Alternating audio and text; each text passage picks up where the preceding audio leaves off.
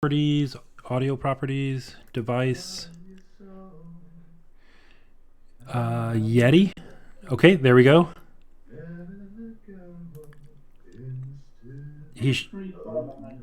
think I'm hearing you now.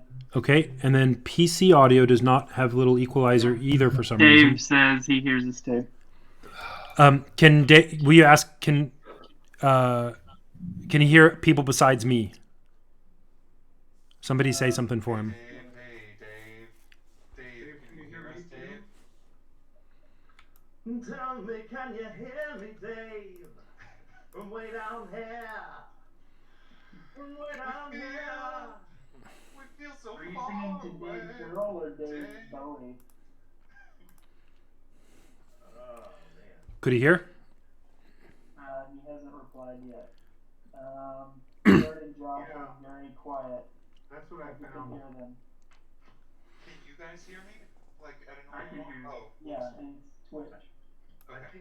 I think you could stand to turn up your volume a little bit. But... I was at like 30, so that's like. It looks like it might be my PC audio. I'm just guessing by the fact that whatever. Microphone. Yeah. Say something. Hey, I'm here. My name is Matthew. I'm doing some test audio right now. This is test audio to see what my levels are. Are my levels good? Hey, Dave, tell us if Matthew's levels are any good. How are they relative to the other guys' levels? Levels. Sibilance. Okay, I think I got it now. Sibilance. Unique New York. Unique New York. Dave says Matt is fine. Okay, we're good. Let's do it. Sally sold seashells by the seashore. You guys ready? Yeah. Dave All says right. Jared is fine. Sounds good.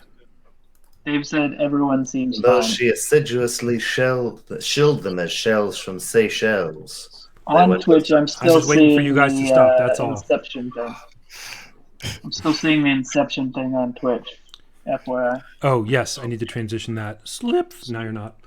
Let's Well, see. in like 20 seconds I won't. Yeah, you know, K-Pops and my cereal sugar bear. All right. Excuse me. You talk to your mother with that mouth. Sugar Bear Hair Care. All right, let's get started. Let us get started indeed. There we go. I see you. Pulling up my thing. Okay. You will forget the last 4 minutes. Okay. Hi, this is... What? Oh, sorry. Sorry, I just suddenly, my consciousness was backfilling for 4 minutes. Sorry. Okay. This is The Dying of the Light, Season 3 of the Starfall Collective. The Starfall Collective is a collaborative storytelling group using the Dungeons & Dragons game system as a vehicle for creating rich and compelling stories in a fictional world that we've been developing together for a while now. You can find out more about the collective, as well as the stories we're telling, at thestarfallcollective.com. We're back with episode 9. Let's find out who's in this episode. I'm Sir Robert Burbridge, a father and entrepreneur, and I'm the host of this season's story. With me tonight are a few friends playing the characters in this drama. Let's get started. For those of you watching on the stream, we'll go top to bottom. Matt? Hi, I'm Matthew Talamini. I'm a writer and web developer based in Providence, Rhode Island, and you can find my stuff at MatthewTalamini.com. That's Matthew, TALAMINI.com. Oh, I'm playing Diamondback, who is a shirtless human wizard, level 2. Yoshka? Jared? My name's Jared. I'm playing Yoshka. He's like he's what's called a wayfarer in this world, which is kind of like the traveling gypsies, and he's a human bard. Lost from the north. And Dwight? Hi, Electro I'm Dwight? Dwight. This week I am not sponsored by Giant Sunglass. And I'm playing Belvari, who's mysterious and human. And finally, Josh. I am sponsored by Cyclops Eyewear, and I'll be getting the royalty check that Dwight's doing all the work for. My name is Josh, And tonight I'll be playing Gulb, the Orc Cleric. Great. For those of you who have been listening, Aaron, who plays Davina, a druidess friend of Yoshka, is feeling under the weather tonight, so she won't be able to join us. We will be having Davina still with the party, playing a sort of quieter role tonight. She'll be going along and playing support. I will be, controlling her more limited actions for that. Okay. Well, give me 1 second. Don't worry, I'll cut the pauses in post. Just sort of half kidding. Also Okay. out of your memory if you're watching live. Let's get started.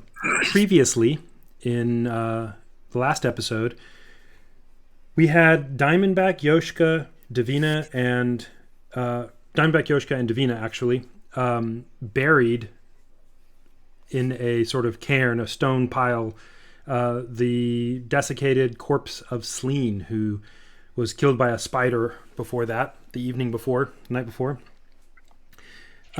They had a interesting time doing that. They put a bunch of heavy rocks on to try to keep her, respectfully safe from the wilds. And in the course of doing that, they noticed a young man lurking in the distance, watching them. He didn't seem to be threatening or anything. They continued to notice for a few hours that he was a master of stealth, traveling behind them utterly undetected as far as he could detect. And I'm not even sure you could fairly call him a practitioner of the art, but go on. More a practitioner of the craft. Mhm. But no, he was doing pretty well, sometimes more visibly and sometimes less. And astute listeners may have heard that he had with him a dog.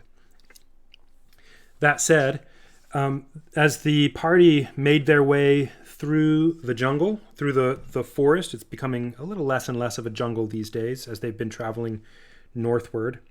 They make their way through the forest, and they rounded a large boulder while they were talking. Davina in the lead, Yoshka next to her, followed by Diamondback, and who was brooding over the loss of Sleen and other things happening deep inside his soul. They rounded a large boulder and found a shallow hollow with an ape in it that was totally startled by them and therefore aggressive. They didn't do anything to it. It didn't do anything to them exactly, but they didn't get off to a great start, and their friendship went quickly downhill as Diamondback attacked it with a sling, and Davina, I believe, whacked it on the head, something like that. So Very quick into our friendship. they worked out their relationship, and as happens with all relationships, one of them had to die. So Jared's got his hand on his face. Not how all relationships. So Jared was not psychologically prepared for that depth of angst, nihilism, existentialism, whatever you want to call it. I meant biblical death of self, to self. Anyway, I got you. so the ape, in the end, was the one who fell quietly into the sweet by and by. And went they back for harvested that its corpse for various magical components. And the episode ended. But during that fight, to everyone's surprise and no one's consternation, Belvari popped out from behind the rock, having circled around. Surprising someone. Surprising someone, I suppose. Probably Belvari. I'm just kidding. And suddenly, there I was. And basically popped out from behind the rock and delivered the finishing blow to the ape that several of them had so witfully injured. We pick up now with the story with them having just finished sorting through the carrion for magical components. And now standing face to face with Belvari here, this stranger, Davina, Diamondback, and Yoshka. Davina, having been surprised, has lost her voice, we'll say, for these 2 episodes. And Diamondback and Yoshka, Davina will only nod or shake her head and things like that, because that's going to be the best way to let Yoshka, who she trusts more, take the lead. Now, before we start, I'm going to give a little bit of description of what has changed. I mentioned that it's no longer quite a jungle anymore. The landscape here, as was indicated by this really large boulder, I say really large, I mean maybe 10, 15 feet tall type of thing. The landscape has that kind of rock in it and has gotten hilly. Here and there, as you have been going over the hills, not huge hills, but here it's taken a little more work to go up and a little less to go down. The tops of the hilltops have bare patches, and through those patches you can sometimes see huge gnarled balls of wood, undoubtedly from the nearest great tree. How far away that is anyone's guess. To give you a reminder, everywhere in this world right now is woods of some kind, jungle, swamp, forest, whatever. The woods around are like the trees that you are very familiar with. They stand, 10, 20, 30, 40 feet tall, maybe a little higher. Or in the jungle, maybe even higher than that. And they are, the kinds of forest you're used to. By everyone in this world, those are called the low wood. They form a canopy above that causes the light to be a sort of dimmed, dappled yellow-green during the day. But when the canopy above does break, such as over a river or the very rare large clearing that breaks, you can look up through and you see yet another canopy far, far away, or at least yet another dappled yellow-green covering. That higher covering is made by another kind of tree called the great trees. They are seemingly randomly interspersed through the world. They are very large, standing, who knows, maybe thousands of feet tall. From the descriptions that people have heard of them, the trunks sometimes take hours, or in some stories that they've heard, a day to circumnavigate. No one knows necessarily exactly where they are, but if you happen to live within a few miles or maybe a few dozen miles of one, you probably know which way it is. And sometimes you'll be able to tell, because the great trees do things like put roots into the ground. Those roots make up most of the hilly terrain, covered with dirt, lumps sticking up. That's why at the tops of the hills you can see bare patches with huge gnarled balls of wood in them. So, you're in a hilly terrain. There are, normal rocks and hills. There are plants growing in it just as normal, but some of the hills, which are already easily 10, 20, 30 feet swells, you can tell are themselves parts of the roots of some great tree. What it is, you don't know. It is about 11 o'clock in the morning as you finish with the ape and your dirty work of deglanding it. You have the shared components in your component pouch, the component bag, and now Belvari is before you, a boy and his dog. Diamondback, Yoshka, and Belvari, go. Boar begins to melt into the woods behind him. As he does that, Yoshka says, "Thank you for the help. You've certainly earned your share of this. Come, what do you want?" Belvari will approach. He gets very close to Yoshka, and he whispers, "You are very loud. It's very helpful that you're very loud, so hopefully people won't look at me." Thank you. And then he begins melting back towards the woods. Okay. Well, I suppose, is Diamondback taking the lead in digging in for components, Matt? Oh yeah, and I think we have in the shared component pouch the 5 claws, 2 scats, and four portions of blood from this frost-footed giant ape. I'll say, It looks like the claws and the blood are usable, and also the scat. Which would you like? Well, why don't you take the first share? You did the brunt of the work here. We'll put the rest in the shared pouch in the backpack, the party pack. Yoshka is currently wearing just the pack that was Sleen's, that beautiful alligator pack, which reminds us of her. And just a reminder to everybody, you don't know what spells might be on these components yet. This is also a reminder to the listeners. The characters can find that out through a process of discovery. The components may have nothing on them. They just got some components out of the ape, or they may have something on them.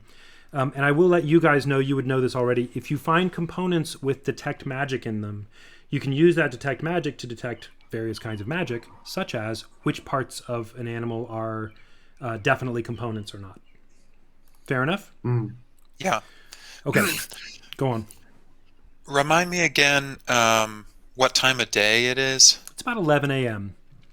You've got about Okay. 7 hours till dawn, till dark, and you're heading roughly upstream, right? Which means towards the Iron Bell, because y'all have been in the more dangerous animal-y part. Y'all are not like deep into it, but you're more than halfway into the beast section. So you're going a little bit upstream and generally north, which is taking you towards where Yoshka is from. He's from a mountainous region where it's cold in the north. Well, I'm going to look at Davina and suggest that we head on. She nods her head. Yes. And- Our work back at that town is not yet done.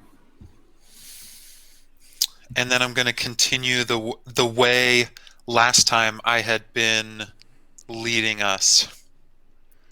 Okay, so why don't we have, excuse me, why don't we have Jared? I'm going to give you your choices for each hour that y'all can do. The same as before. You can either make some forward progress, though you're not pushing hard towards a particular goal. I mean, you have a general goal of getting to the north. You can look for a place, look for a shelter for the night. You should consider spending more than 1 hour doing that, if you want. And you can also search for components on any given hour. Fair enough? Yeah. All right, let me get some dice out. Give me 1 sec. Diamondback is currently under the impression, having been tricked, that the party is making its way back to the town of Goroda to assist him in taking vengeance on a halfling watchman called Flibbert, who betrayed them. Mm-hmm. Yeah, and I'm doing this kind of performance. Do you want with Davina. Do you want to specifically try to be extra persuasive, or you just want to continue with your prior ruse? Just continue with Okay. my prior ruse. Yeah. Sure. Sounds good. So I want to make progress ultimately towards like a town or village if I can find one. But since I don't have, it sounds like I've never been here. I'm from far away. I'm just going to try to get my bearings and go probably I'm looking for any signs of civilization or a river to follow. So here's what you would know. Continue traveling north, and you will come to, eventually come to a river. And then if you keep going further and further north, you'll start going towards the beast. What you know the basic lore, especially you as a wayfarer, that there are a number of rivers, 4, 5, 6, you're not exactly sure, that radiate out from the headwaters where the Iron Bell is from. Everybody knows about the headwaters. That's where the Iron Bell seat of power is. And they radiate out in a sort of circle, down. Yeah. So you know that you're traveling right now as you're going north. You're traveling clockwise around this set of rivers and a little bit upstream, which means towards the headwater. Fair enough? Mm-hmm. You've left one river a couple of days behind you, so you know approximately that, if you keep traveling in the direction you're going, you will hit a river eventually, and it won't be, because of how far you are, it'll be not like months, but more like, a week or so or something like that. Okay. Fair enough? Okay. Yeah. You don't know exactly where you are, but you know this kind of almost wheel that's formed by these Great. rivers. Yeah. And let's see. Do I have any impression? I'm just pulling in from my context of life in this world. Yeah. Like, people would often build little villages near rivers. So Yeah. is That's it the not. same in this? Yeah, there are villages at rivers, but there are also villages. There are also springs, and there's plenty Okay. of rain and plenty of streams that come from anywhere else. So there is water around, and there's lots of fruit and food. So there are also villages just scattered. Okay. Okay, so it's 11 o'clock for the 11 to 12 hour. What do you want to do? Why don't you all can discuss or just put somebody in charge, but why don't we have Jared be the one who determines Yeah. it, since he's the leader of your group right now? Yoshka's Diamondback is following Yoshka. Yeah, so I'll just Belvari is sneaking behind with the power of 16, if that's helpful. Okay, great. I'll just try to make good progress, and while I'm doing that, I'm going to talk. I'm going to try to make good progress and talk to Diamondback while I'm walking. Okay, and I'm going to have Davina. I'll roll for Davina, and I'm going to have her look for components. Basically, just looking around as she's traveling, while Yoshka is talking with Diamondback and leading the group. Fair enough. Yeah. Let's see. All right. I'm going to pull up Davina's character sheet here. One sec. Sorry, I should have done that before. Davina. Okay. Great. Let's do our hour from 11 o'clock to 12 o'clock. This is 11 to noon. Jared, you're traveling over these hills. You see, normal sorts of progress. It's not hard climbing. These are shallow hills, but they're getting steeper. Not like cliffs, but just a little more work on them. As you're going up and down, I would like for you find yourself coming to kind of a natural gully where there's a little stream at the bottom, nothing big, but getting down one side of it and up the other is going to be a little tricky. I would like for you to roll an athletics check for your ability to scramble down and up, and that'll help the party. That'll be the party's athletics check. Ooh, I rolled a 4, and I get +2, so 6. A 6. Okay, not terrible. I'm talking to Matt, and I'm pretty distracted. Yeah, Matt, you see them walking on this gully, and his foot slips. He manages to basically start catching himself, but he's now stuck in an awkward position and can't move easily without slipping down. Would you like to help him? Yeah, I'll put a hand out. Okay, do me a favor and do let's call it a sleight of hand for the quick reaction of grabbing him and saying, whoa. That's going to be a 3 + 3 is 6 on the sleight of hand. You do manage to grab his hand, and you both tumble down the slick grass into the stream, drenching yourselves on one half of your body, each of you on one half. We stand there in the water, and I look at him and I say, Yoshka, we didn't cross this ravine when we came from the town. Why are we crossing it going back? So, quick interjection. As you say that, Davina rolls a 7. She actually slips down the same spot where you were because she was out looking at different things. But because she rolled a little higher, thankfully for her, she actually landed on you guys and stayed dry. Belvari? Well, actually, let's let Diamondback and Yoshka finish that little discourse. Hi, Davina. How you doing? I'm gonna. It's a good thing you're light, lassie. And maybe Yoshka helps her to the other side, and she starts scrambling up the hill.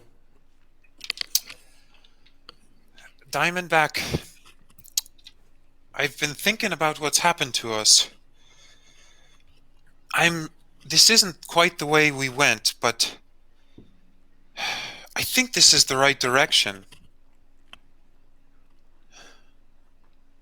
But that's not what I've been thinking about.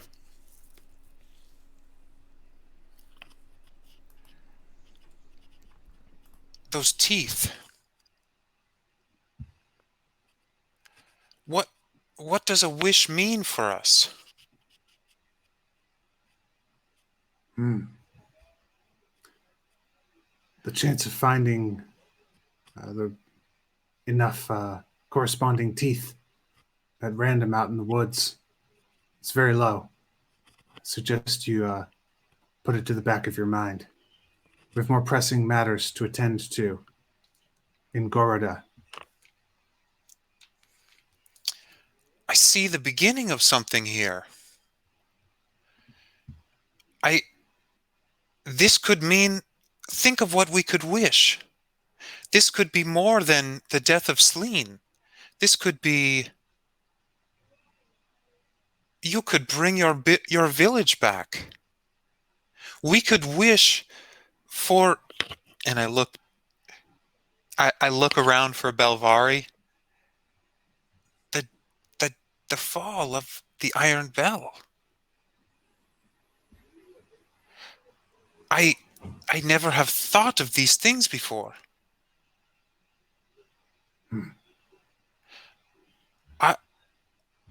We could wish for things to be brighter, and I look up at the leaves.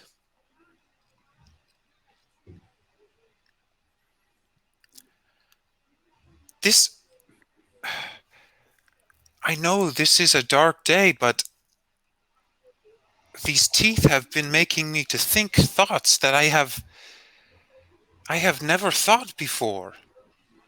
I have never thought before, what if there were no Iron Bell?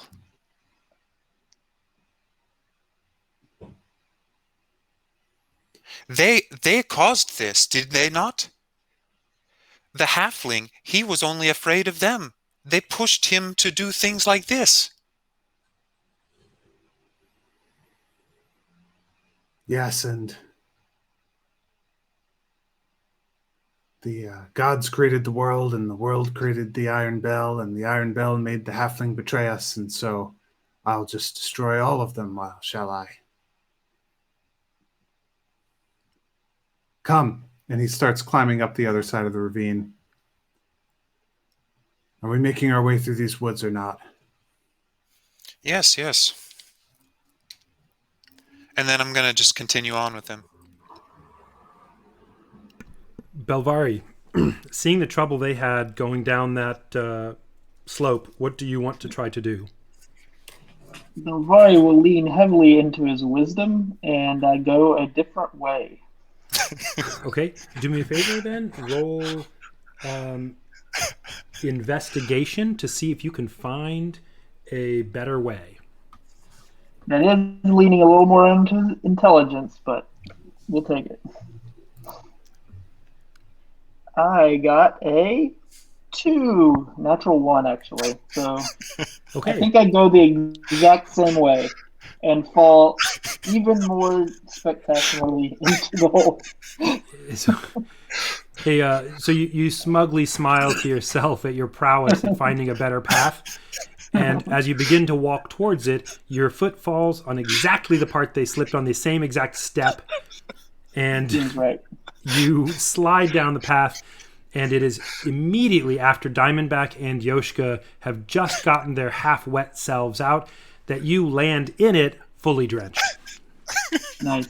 Can I remain there trying to look like a river rock? Do a performance roll. Slightly better, a 7. Okay.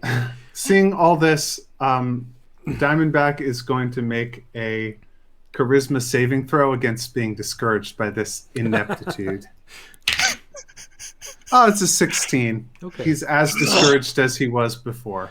Belvari, you are deeply satisfied with your River Rock performance. Nice. Hey, right. Do me a quick favor. Is it possible for your let's say new face to be up a few inches? It's making your voice a little muted, a little muddy sounding. Oh. Can it slide up like just slightly above your mouth? If No, not, it that's doesn't okay. really. How's that? Is that any better? Can you get the microphone inside of the mask? I mean, the microphone is the headphones. Okay, Oh. it's fine. We can totally hear it. It's just a little muddy, but not a big deal. Okay, so Ah, You like those motorcycles outside my house? nice. Welcome to Providence. so you with that issue with the gully, the little ravine there, Davina is distracted and does not find any component. It is now 12 o'clock. From the 12 to 1 hour, what do you want to do? I keep following Yoshka. Mr. DM, one thing that instead of looking for components at this stage, if it's possible for me to be looking for things as we go. What does looking for things mean in this case? I would like to use whatever mechanic one of the things you're letting us do is look for stuff as we go through the woods, right? Sure. Yeah. So I would like to look for anything that could be used as a shield. As a shield? Sure. Yeah, just the equivalent of a regular D&D wooden shield, if I can find. All right. I will. Give me a second. If as I go, I can pick up materials to create one. I'm not the craftiest, probably, but I'm feeling defenseless and will start to look for things to try and put together something that will protect me a little better, if I can. Okay. That sounds fine. Let me give those a quick DC so I can be consistent.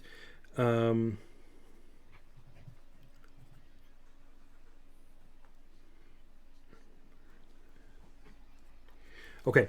I'm going to have you each hour. You can just roll this on your own and tell me what the roll is. Just a quick side note. I'm going to have you roll me a. Let's make it a. Let's do perception. Cool. Just do a perception check each time, and I've got DCs here for you finding something useful, and I'll tell you if you do. Beautiful. Thank you. Hey, Belvari would like to expand his search for food. Usually he's looking for just enough food for himself each day, but he will look for a little bit more food. Okay. There is a fair amount of food readily available in the form of fruit that you can eat. We will have to check because maybe you might get some fruit and it might be magical. So you might have an effect on you if you look out in the wild. You can also look for animals to hunt. That's totally acceptable. And if you find I don't know, a squirrel or something, you could try to kill it. Okay. Gotcha. Yeah. I will roll that for you all to see if you can find something. I'm doing it for Davina anyway. Yoshka, what do you want to do for the 12 to 1 hour? You meaning the party.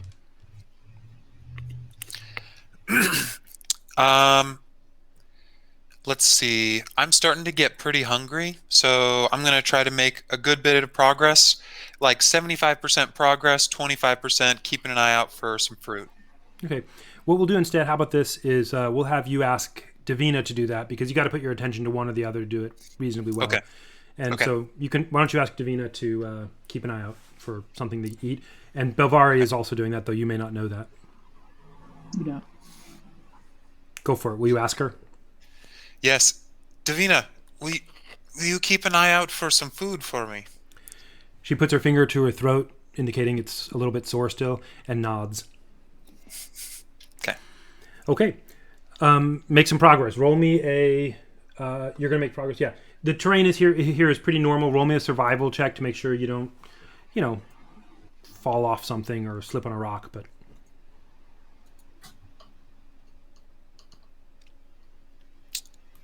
Yoshka.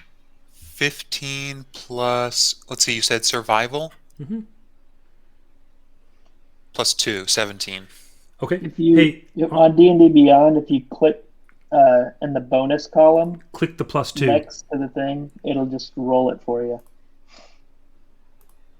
Ah, You don't have to do a custom I see. roll. Good? okay, cool. Thanks. Yeah. And then I can see what you rolled because I have the D&D Beyond up on my screen, and we're kind of doing it together. Everybody can see. Okay. Okay. That's it. Or you can roll on a die. I don't care. Okay, great. You make good progress. You don't have any problems. You navigate through. The trees are getting a little more familiar to you, actually. You can tell that, you're traveling through hilly terrain, and it's getting a little cooler. Not cold, but, you can tell that it's cooler. Davina is looking for something. She does not find anything in particular of any use. Belvari, will you roll me a perception check as well? Just each time. Gotcha. A 14. Yeah, you find some, Belvari, you find some gatherable berries and nuts that are of no particular interest besides being edible. There's enough for you to have some. Okay. Robert, Diamondback rolled a 15 for the shield searching perception check. Okay. You didn't find anything of particular use, but you were encouraged a little. Awesome. There might be stuff. Also, I think that we've gone further since the spider incident than we went from the village to the spider incident. Okay. So at this point, it's like just more hours of traveling. Yeah. And so Diamondback, I think, should make a roll to figure out that he was tricked, and I think it should be an easy roll. Sure. What are you thinking of? Insight, maybe? I mean, I just think it should be survival. Just like this is different terrain, and we've been going a literal different direction, although he didn't figure it out the first time. But yeah, I'll buy it. Give it a try. All right, here we go. 17 plus 2 is 19. Yeah, what do you think happens there? I think that's enough for your suspicions to be confirmed that this is a really different direction. All that the other party members would observe would be him just slowing down for 30 seconds and then stopping, and Yoshka sort of goes on ahead or whatever a little ways, and he looks around a little bit, and then you see his shoulders just get a little lower. Like the droop gets a little bit more droopy than it was. And then he just picks up the pace again and catches back up to the others. Okay. Belvar, you probably are behind where they are because you're trailing behind following them. Do you notice that? And do you do anything about it?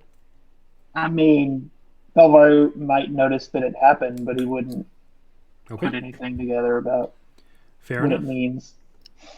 Yoshka, yeah, you don't know anything about Celine or anything. You found them at the Ape. Yoshka, why don't you tell me what the party's going to do for the 1 to 2 hour? Well, I saw him bury Celine just as a note, but I didn't. that's right. Yeah, I forgot about that. So I'm interested in. So Yoshka cares about noticing those kinds of things, that the unusual things Diamondback is doing. Mm-hmm. Should I roll like a perception check to see if I heard his foot, his tread stop, or you're trying something? to talk with him some, aren't you? Yeah. Yeah. Then I'll take an active perception check. No, insight. Oh, insight. Okay, yeah. Let's do insight. You're right. That's a good one. Okay. Oh, and I just click it. 16. You notice him slow down, stop for a moment, but you're not sure of why. He catches back up to you, so you're a little suspicious, but you think, okay, maybe everything's fine, and you continue talking to him. But you definitely notice that he was like looking a little deflated, but you're not sure what that was about. All right. Next hour. Okay, and Sorry, go ahead. it's like what? It's like the afternoon now? Yeah, it's about 1 o'clock. Okay. You know, you've got 5-ish hours till dark. Yeah, Diamondback is going to say to Yoshka, I think it's very important that we find exceptionally good shelter for the night. The last place that we stayed was obviously not sufficient. Yes, I don't think we will survive the night again if like that. And this is not the way we came. This is like the region I used to trade in. Hmm. I don't know where we are now. But I think if we go a little further, there's someone I'd like you to meet. And I'm going to look around to see where Belvari is. Where is hiding? Okay? Roll that Should I stealth make check. like... Ooh, natural 20! You do not see Belvari at all. Okay. I'm going to lean towards him and say, My kin, we were the only traders with a group of underground sorcerers. For 4 generations, they have been hiding in the caves. They have been watching and learning and writing down what they see. I think you would get along very well with them and like to see their library. This perks up Diamondback significantly, but he does want to make a roll to see whether it's true, Roll it. which would be insight, right? Yeah. 11 plus 4, 15. As far as you can tell, he's telling the truth. He's pretty convincing. You have no reason to doubt it, except for it sounds a little outlandish. But he seems to be, he's a wayfarer. Well, it sounds too much like my actual background. Yeah.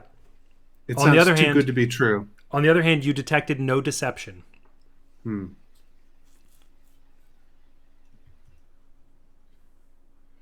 All right. The story you tell sounds a lot like the Snake Clan, my home village. I wouldn't mind meeting a group like that. I think they would like you.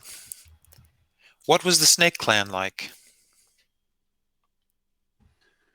Well, we always made a plan. Everything, there was a plan, and the plan always worked. I remember my parents carried out many successful assassinations and made a lot of money, much acclaim for the village, in a secretive sort of way. There were rumors some of our stronger magic users knew such spells as could even raise the dead. I never saw that, although I did see some interesting things. Maybe I'll show you sometime. But Yes. Well, the Greenwalds, they're not much on fighting. They're mostly good at hiding. But maybe they can learn some from you as well. And I think I've never heard of anyone else having writing with four generations. Hmm. And then I guess I'll keep going. Good. Do you want to make more forward progress, or do you want to start, even though it's only 1 p.m., start looking for a shelter now? that's what Diamondback was suggesting. Yeah. Yeah, I'll So let me give you a note. I'll talk. If you were to find a good shelter immediately, you could, Oh yeah, there's tons we could do. make it safe I've and got then look tons for of components magic. and stuff. And you have I've got components you have magic not investigated. components. Yeah. Okay. Davina, let's start looking for a place for the night as we go. Mm-hmm. Okay, so we'll do that. So what I'd like for you all to do, same thing we did last time. I would like all of you to roll an investigation. I think that's what it was. No, I'm sorry. A perception check. The highest one is going to roll for what you found that was the best. Does that make sense? Okay. So do your perception checks. I'm going to roll for Davina. Almost. Only a 10. Davina rolled 17. 18. 17 for Yoshka. Belvari, are you going to try to help them find a shelter, or are you just going to watch them do it? I would consider helping them if I found something, but mostly just watch them. That's probably why I did so poorly. Fair enough. I'm going to roll. Davina rolled an 18. Yoshka had a 17, so Davina is the one who found the best thing. And what she found this hour was this is a D100. Give me a sec, sorry. D100, there we go. She found a... that's kind of cool. She found a large hollowed out tree.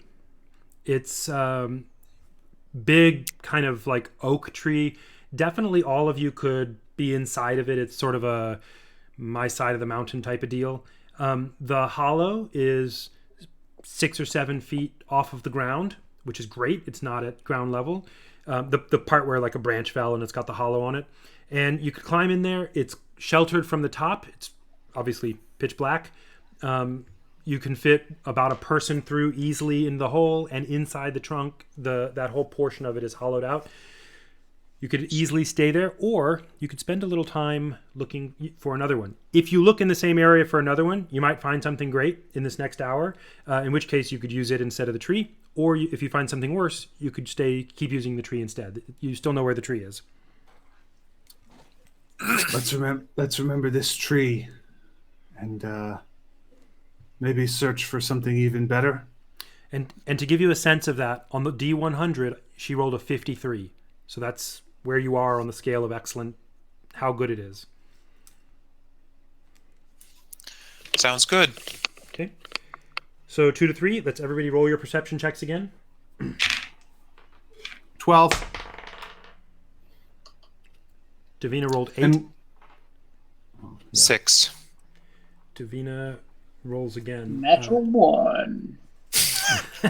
Uh-oh. Okay. I walk into a tree branch. The twig jams me in the eye. And I Belvari yell. found a large cave with teeth. and pretty red scales. That's right.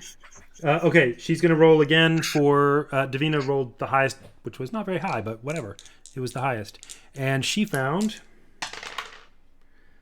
an even 50, which is the same thing. She's like, nah, that hollow tree is the best I found. Again, you're still in the middle. There's a 50-50 chance of getting better than that. I'm happy for you to look again. It is now 3 p.m. Diamondback, do you want to stay here and investigate the components while we keep looking? I think the way it's going, it's probably best to have only one of us search for a better place than this to spend the night.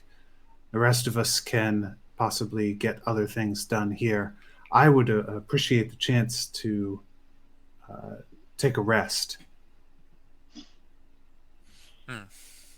Rory would come up to the tree and like empty out his pockets with all the fruit and stuff that he gathered as extra, if there is any. Okay. So y'all need to do, a little bit of work to get into the tree. First of all, it's, like I said, some feet off the ground. It's not hard. You don't need to do any kind of athletics or anything like that.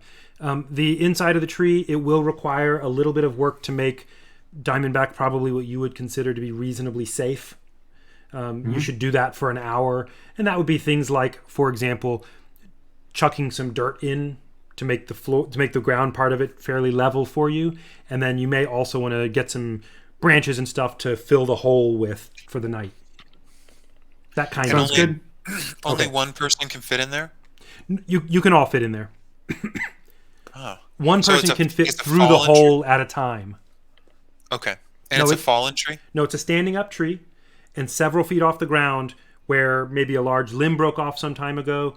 There's a hole in it that's about big enough for one person to fit in, but inside is a big hollow. And thankfully, the tree is several feet in diameter. So it's a nice hardy tree. Okay. Thanks. Yeah, y'all will be able to sleep, sort of like in a kind of cozy teepee hut sort of thing. So, and you could light a torch and it wouldn't do damage. You wouldn't want to light a fire. It's a tree. So, not like a big fire. Okay, great. So, Diamondback, do you want to hang out there and try to make the tree a little safer while they search for a better thing, or what? Well, here's my reasoning: is that if a creature comes upon me while I am, what I wanted to do was rest and get some hit points back, but If once he recommends resting, I'm willing to go along with that. So I guess I would say something like, "Well, let's stay here and make ourselves at home." Yeah. So, And then Yoshka, start why digging don't? out the tree with Sorry, go ahead. probably start digging out the tree with Davina, or Yeah. see what Davina wanted to do while I was doing that. So we'll spend the next hour with Yoshka and Davina making the tree safer from the Davina's outside. the architect. She is. Oh yeah, I And would she- definitely look to her for guidance on that. She volunteers, and what I'm going to do is, because of that, and you're spending time on this, actual time on it, I'm going to give not advantage in the D&D sense. I'm going to give a bonus to your rolls on encounters in the night to see if the thing can get in. I'm going to give Davina a skill in that. Let me write down what it is so I'm consistent. Cool. That'll do. Okay, so we'll spend the next hour, which is the 3 to 4 hour, with Diamondback taking a short rest. That's what I understood, right, Diamondback? Yeah. Yep. And Yoshka and Davina fortifying the tree a little, making sure that there's no holes where something can get in, like a snake or something on another part. Getting some branches, trying to make sure it's nice and sturdy. Belvari, during that time, is there anything in particular you want to do, or just kind of keep an eye out for stuff?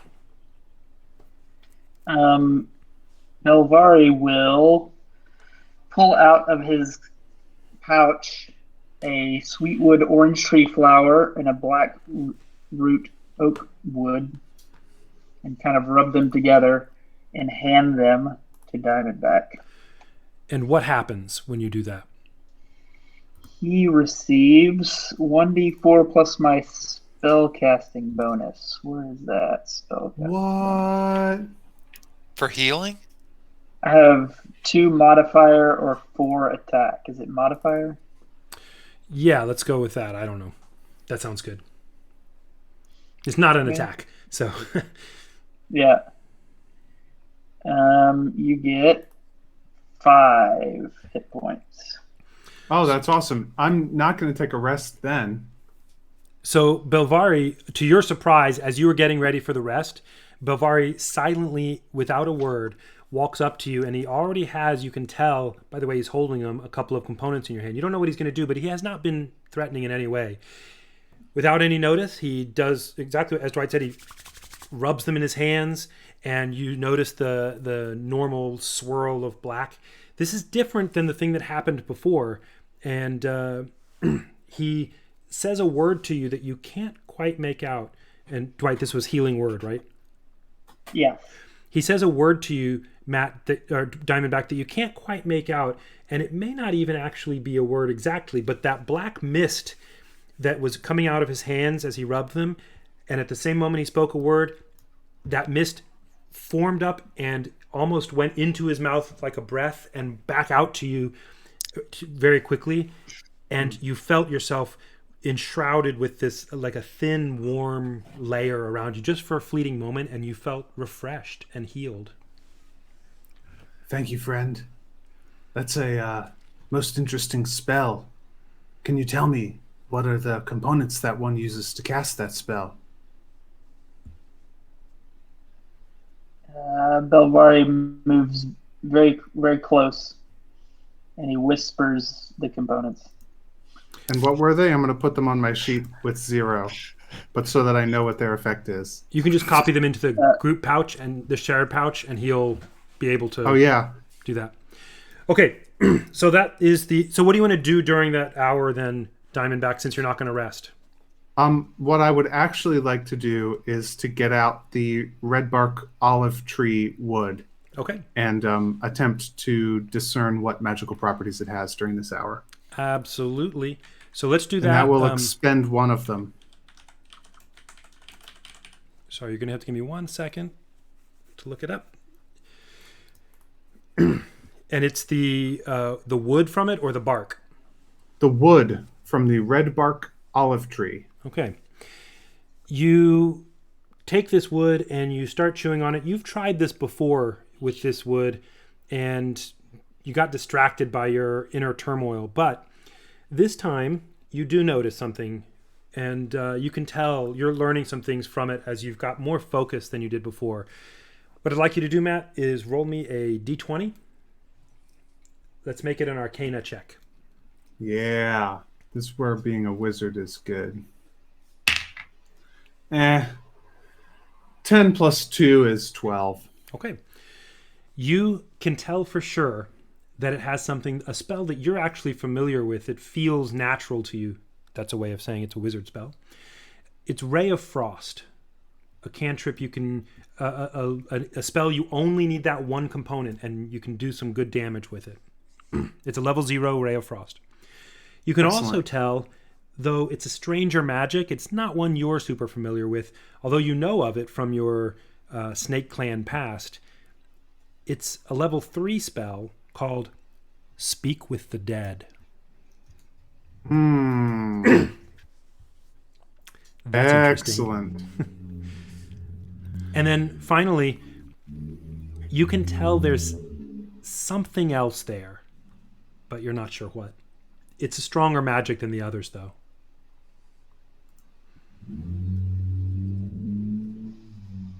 Okay. Okay. Great. You have now secured your fortification. It's 4 p.m. You have... did you all, like... Do you want to, at some point, maybe later even, light a torch inside the tree or not? I mean, don't do it now because you'll use your torch. It only lasts for whatever hours. I'll tell you what we'll do. Let's do this instead. It's 4 p.m. You have 2 more hours till dark. What do you want to do for the first hour? Belvari goes hunting, Okay. looking for squirrels. I'm going to confer with Diamondback and Davina, see what they want to do. Okay. Belvari, while they're conferring, why don't you roll me a D20 for now. I will codify this better. 16. Oh, actually, that's pretty good. Diamondback says to Yoshka, you see, when my training, everything that we did, we used both hands. We had all sorts of interesting equipment, spikes one would throw on the ground to injure pursuers, and smoke bombs to hide oneself in mist, and casting spells with the other hand.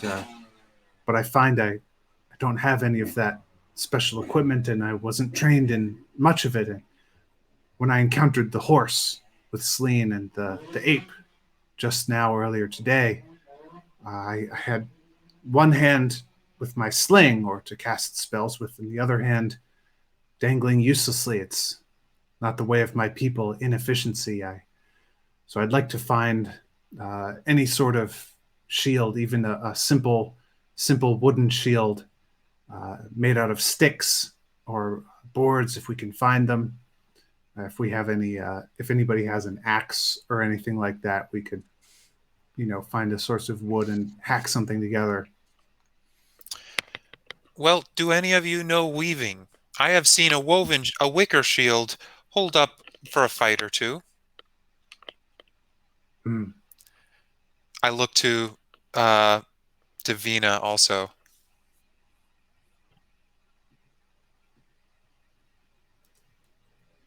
I think you're on mute, Sir Robert. Davina shakes her head no. Okay. I don't have any such thing as an axe, but for some reason I thought somebody did. Nobody has a hand axe? Let me look at Davina. At least didn't the orcs that we killed have hand axes and we took some? Those big stone ones. I guess maybe I we don't- left them behind. They might have been on left them behind, or they were on Sleen or something. Yeah, I don't remember you guys taking them. So, give me a second. Let's go to Bovari. Bovari, did you roll me a d20? Yeah, 16. Okay.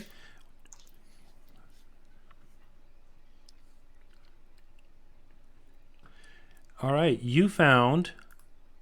Sorry.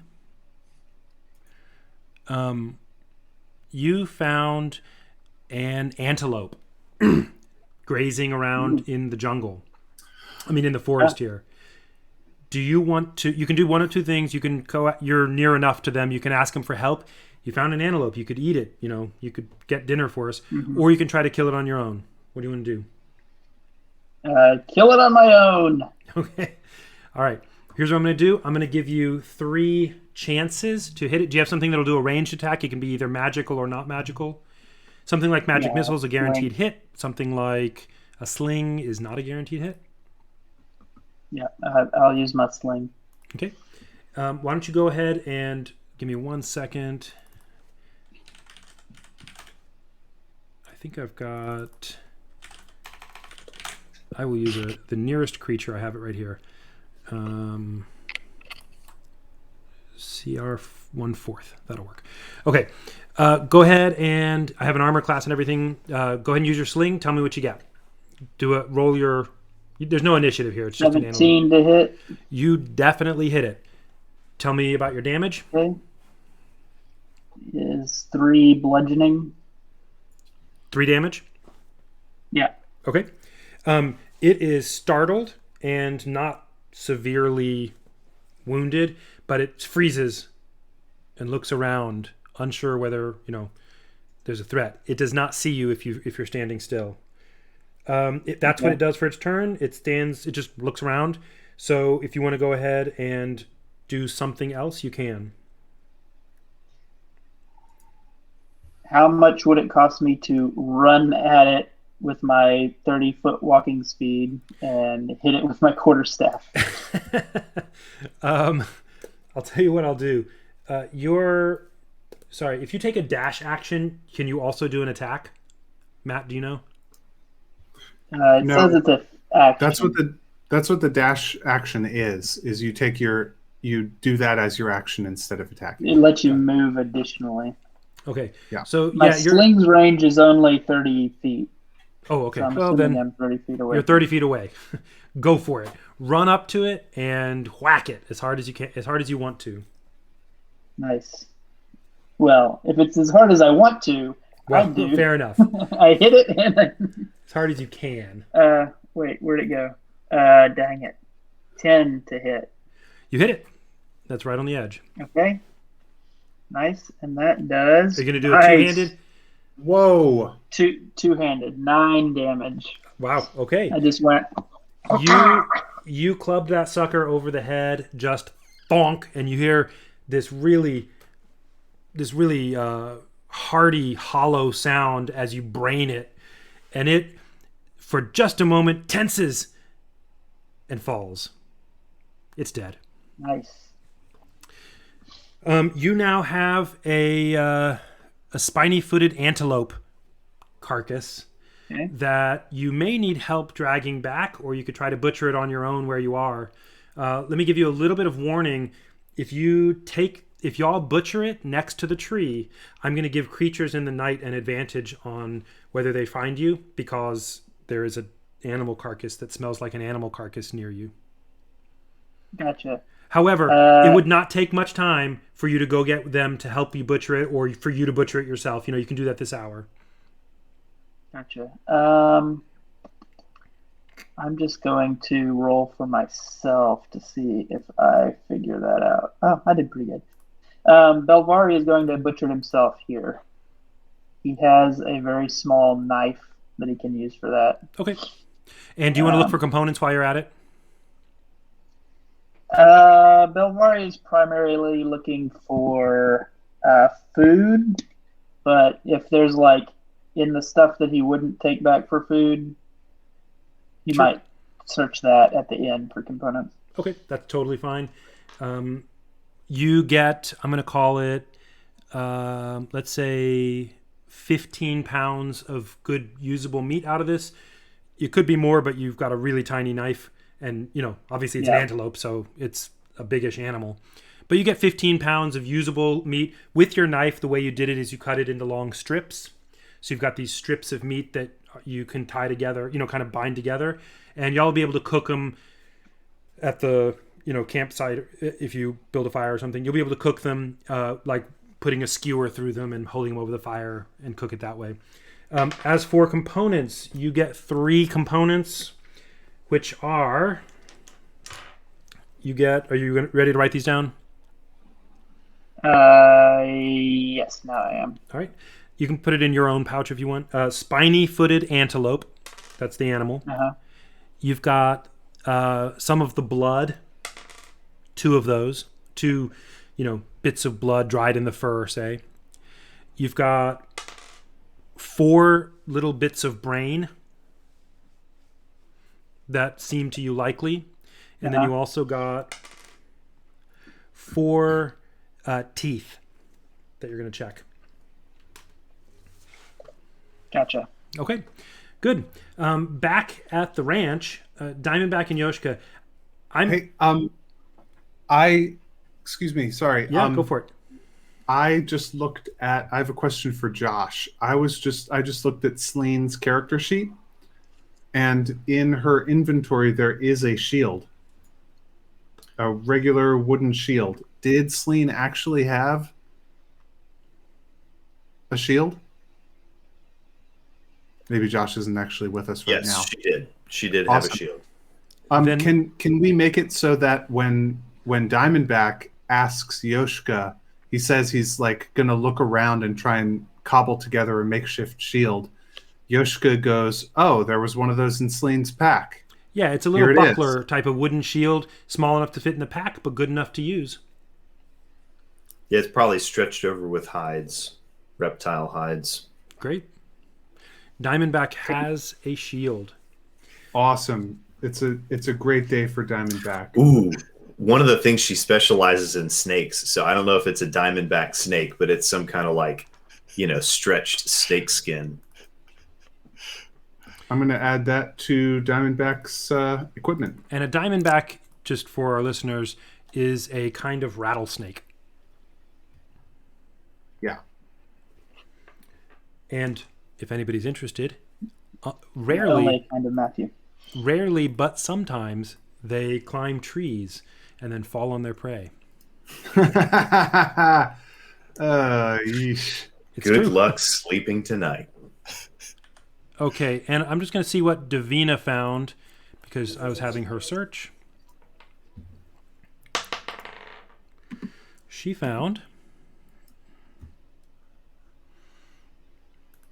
as she was out searching, she found a warbler in the tree, a little bird, and she was able to, with her druidly wiles, capture the warbler and kill it humanely. And she was able to get some components from it, and I will write those down and tell her about them, add them to her pouch. But for the audience here, she got 2 bits of bone. And this is a black-beaked warbler. Excuse me. She got 2 bits of bone, 4 down,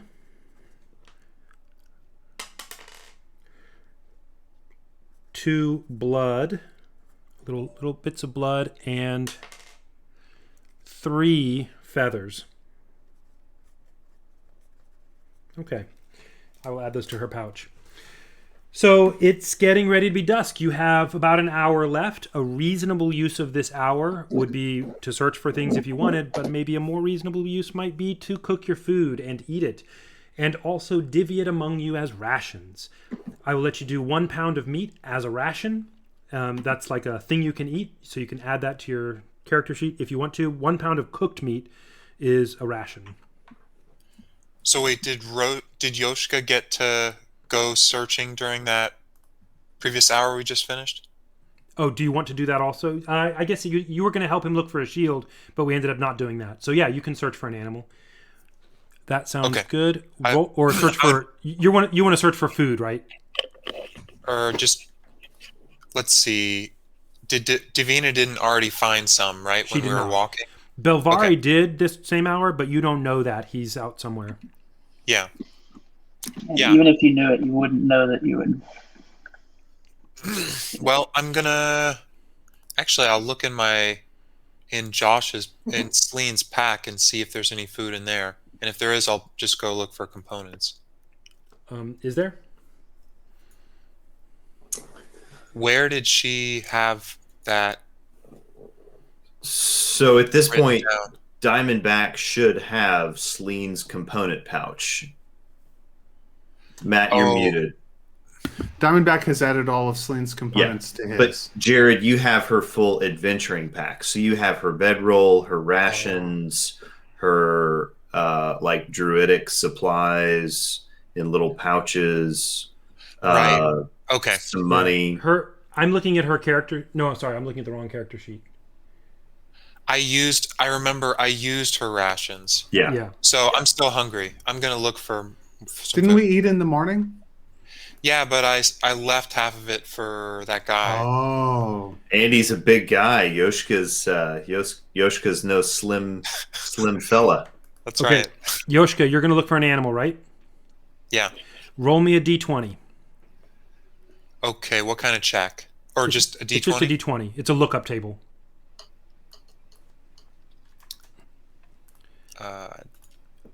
6. Okay, and the idea here, guy, just for everybody to know, there are enough creatures around that you can find something if you're looking for an animal, but it could be, you might find a spider or you might find a lion. So I generate that many animals, and then what you roll is just what you roll. It's random. This case, however, you found something that could be used for one good ration. You found a red-footed lizard. Would you like to try to catch it and kill it, or let it go? Yeah. I'll try to catch it. Great. It's an easy one. It's not like a big animal. It's it's a lizard, but it's like a little bit of a chunky sized lizard, like a iguana or something like that. Go ahead and roll me a sleight of hand check. Because you're gonna try to. I'm just gonna have you try to catch it, and then you can humanely break its neck or something, twist its head off. 4. Okay. You reach out for it and miss it. And just like I told Bovari, actually, I'm going to give you 3 chances, so try again. Okay.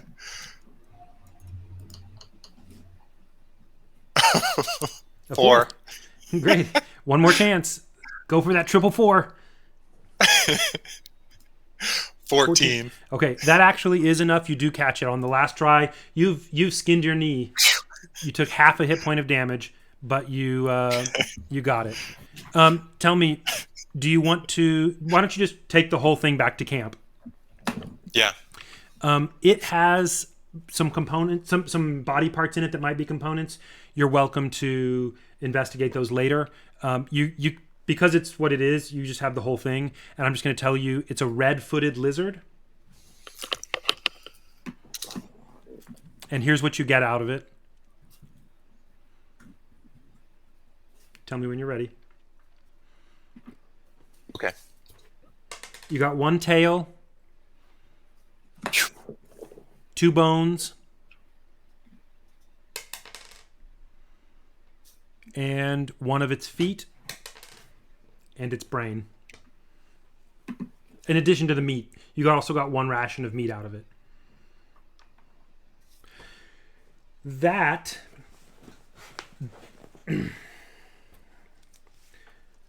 So I'm going to do a little bit of narrative here that'll close us out for this episode, this hour. You get back to the tree. Y'all are actually pretty happy. This is a decent shelter, right? Nothing small is going to be able to get to you. Nothing like small and dangerous. And nothing really big and dangerous will get to you unless it can climb trees. So it's a hard look up for me to like, from a DM perspective. There's not going to be many things that can reach you. That's great. You feel confident with it. Diamondback has his shield now. Belvari comes back. I guess you're coming back and showing them what you got, Belvari. Is that fair? Yes. Comes back with 15 pounds of meat. Yoshka comes back with a ration of lizard and some components. And y'all are in pretty good shape. You spend the last hour, you move, let's call it about 60 feet away from the tree to build a little fire and roast the meat for the hour. You don't want to have the smell and everything right next to the tree. You do that without any incident. It's getting a little darker. Y'all are pretty happy. It's been an uneventful day, aside from, a little bit of social drama. And you cook the meat and take it back to the tree. You all climb in and get it all, hunkered down. Davina comes back. She has the little bird, the little warbler that she had, and she's got some components she'll investigate. But there's no food in it.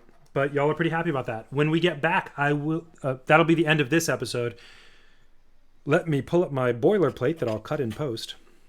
That's where we'll end this episode. Thanks for listening. You can get more details about the world and the story we're telling at thestarfallcollective.com.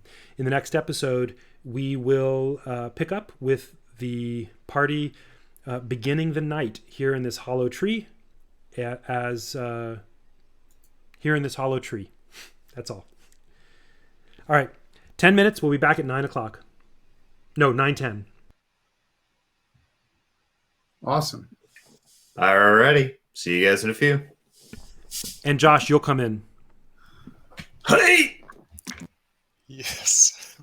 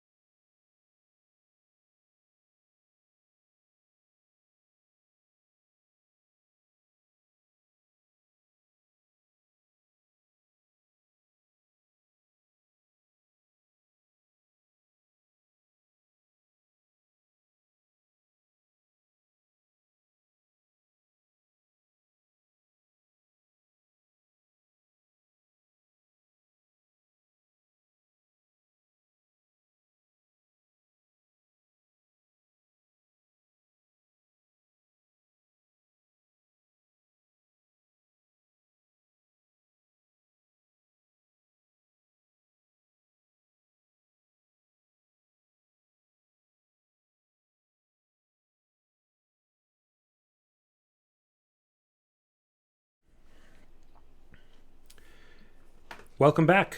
This is The Dying of the Light, Season 3 of the Starfall Collective. The Starfall Collective is a collaborative storytelling group using the Dungeons & Dragons game system as a vehicle for creating rich and compelling stories in a fictional world that we've been developing together. You can find out more about the collective as well as the stories we're telling at the starfallcollective.com. We're back we're back with episode 10. Let's find out who's in this episode. I'm Sir Robert Burbridge, a father and other things, and I'm the host of this season's story. With me tonight are a few friends playing the characters in this drama. If you're watching on the stream, we'll start from the bottom up. Josh, please say your name, something about yourself if you like, and a brief description of the character you're playing. Okay, my name's Josh. You can find my stuff all over the internet using JSUICH. That'll find me on Instagram and Reddit. And if you check out the Starfall Collective subreddit, we can chat there. And tonight I am playing Gulb, the Orc Cleric of the Storm. And Jared? My name's Jared. I am currently playing Yoshka, who is a human bard trying to get back north. And Dwight? I am Dwight. I'm playing Belvari. I am a human druid, and I'm mysterious. And Matt? Hey, my name is Matthew Talamini. I'm a writer and a web developer based in Providence, Rhode Island. And you can find my stuff at MatthewTalamini.com. That's Matthew, TALAMINI.com. Okay, let's get started. Previously on The Dying of the Light, we ended episode 9 with the party having found a pretty secure place to stay. It's a hollow tree standing upright in the forest. They were able to make it comfortably safe. They feel pretty confident that as long as it's not some crazy creature that's super tall and strong, that they're going to be in pretty good shape. It's big enough to fit, 4 to 6 people, depending on how comfortably they're in there. It's a nice large tree with a good hollow inside, and it feels pretty strong. The entrance to the tree is a good 6-8 feet in the air, and they have just finished cooking their dinner and climbing up into the tree. One of the characters whose player could not be here tonight is named Davina. She is a druid, but also in her town was an apprentice defensive, builder for the town's defenses. The town got sacked, so she, not being very satisfied with her master's training, is out trying to understand better defensive techniques. She helped them build the little door basically to this tree hollow for a couple of hours. And that's given them a really nice bonus against, that's a motorcycle. That's given them really nice bonus against creatures that might come and try to get in during the night. If they do, we'll roll for it and find out.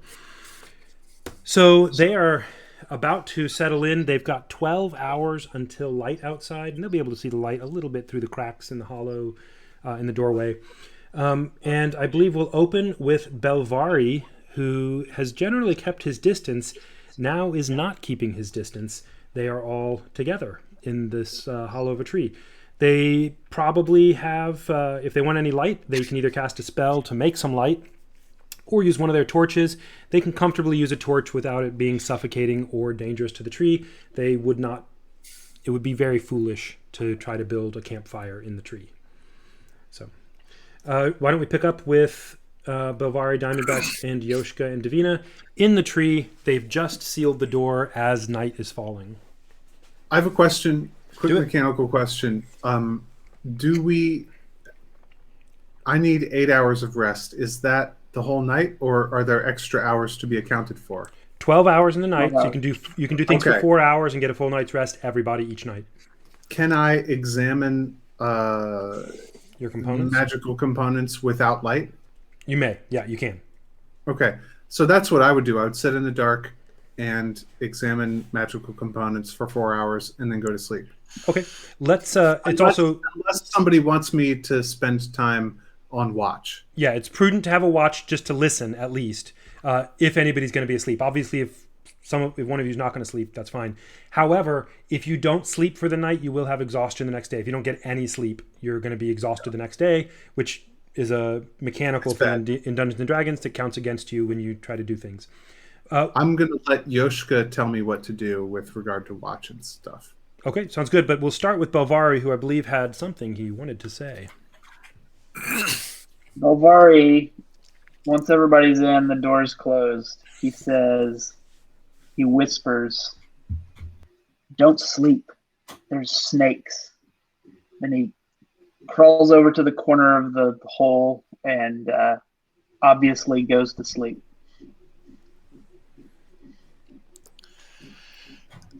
Well, let me back up a little bit. Probably while we were having dinner, Mhm.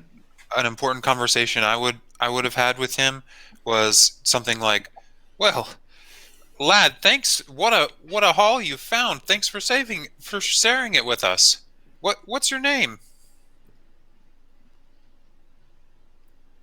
Belvari looks disconcerted and backs away.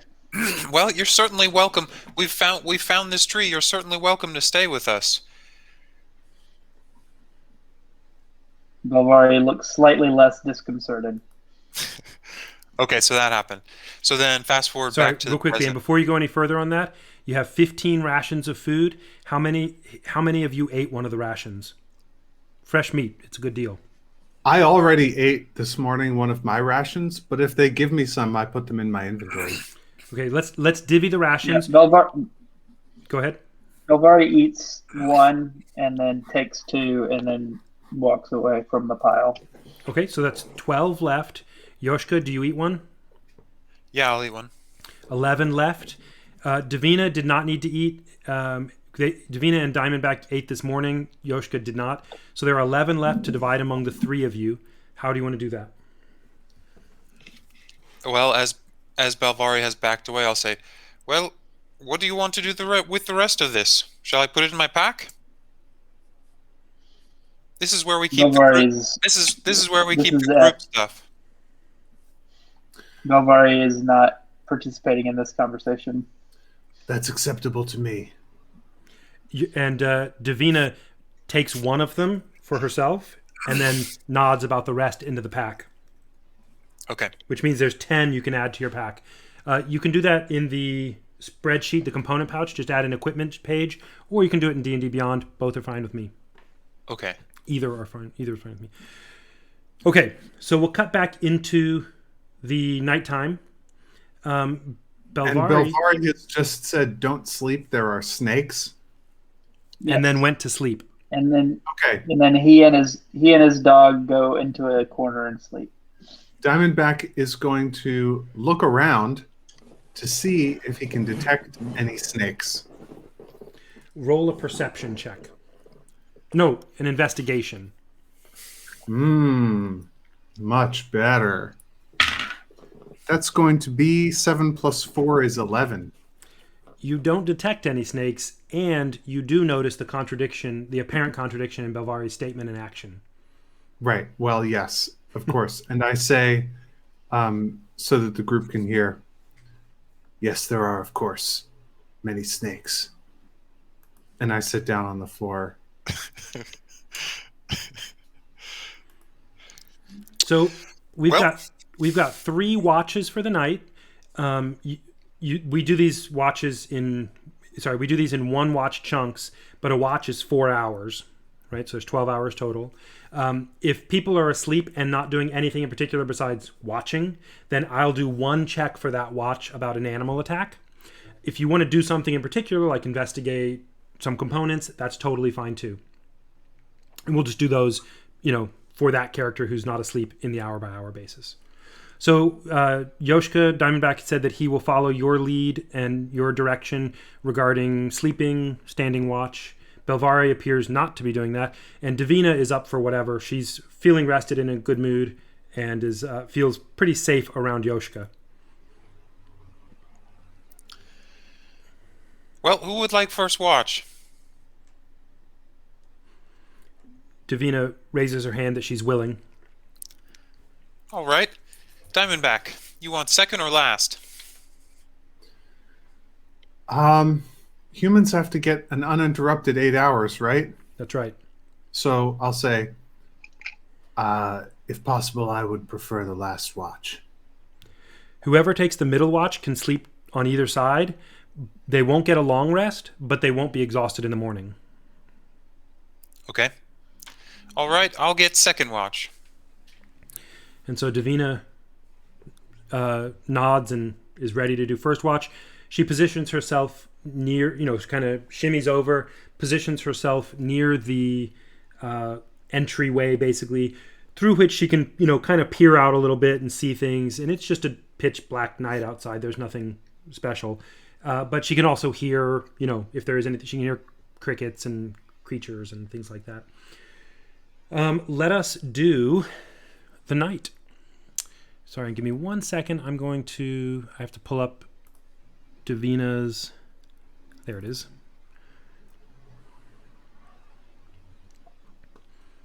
All right. Sorry, it's loading. Okay. Okay. There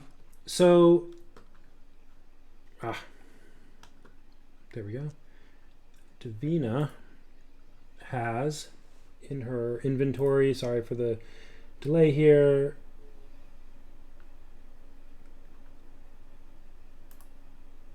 she has 10 torches.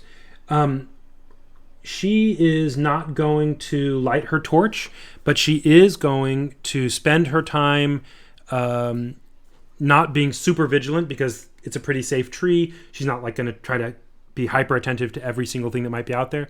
She is going to look to try to understand 4 of her components she's going to use her 4 hours to do her 4 components. She is able to do, wow, I rolled 3 4s and a 2 on a d4.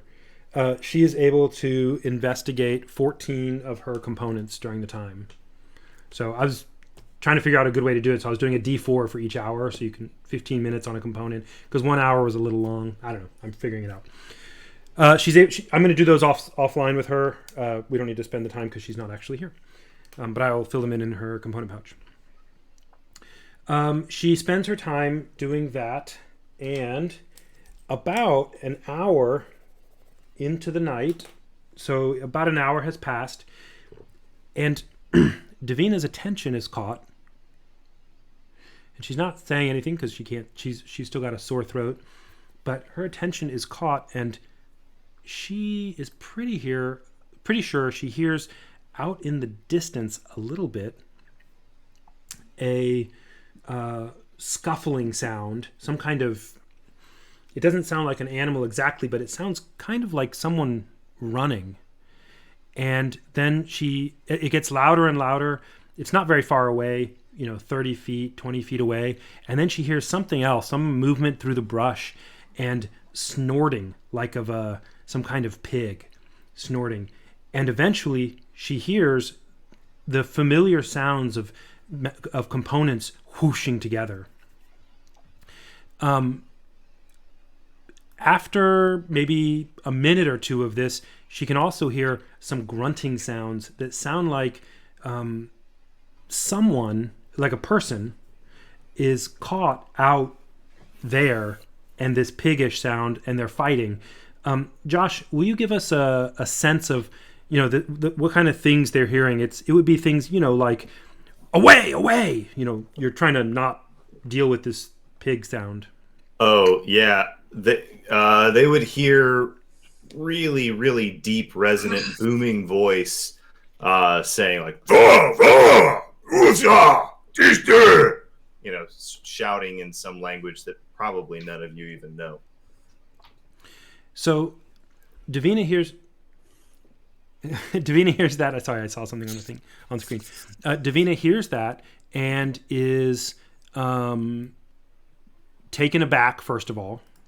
She listens for a moment and then peers out and actually sees someone down below. It's far enough below. Remember, you're up in the tree a little bit. So it's far enough below that she can't make out the figure exactly. But this person down there has a torch because it would be absolute insanity to be walking around in the pitch black of the forest, has a torch and is swinging it towards this creature that she can't see well.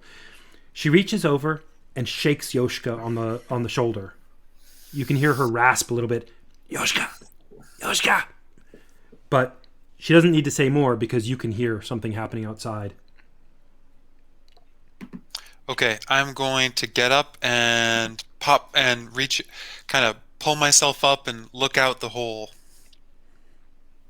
You see the same thing. You see this like a waving torch, a figure down below who appears to clearly be in trouble, and some kind of animal that you can't see very well, but it clearly sounds like a boar, like a pig, some kind of piggish thing.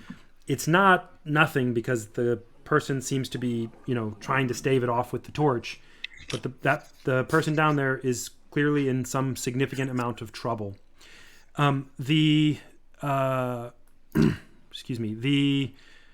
person below, you see,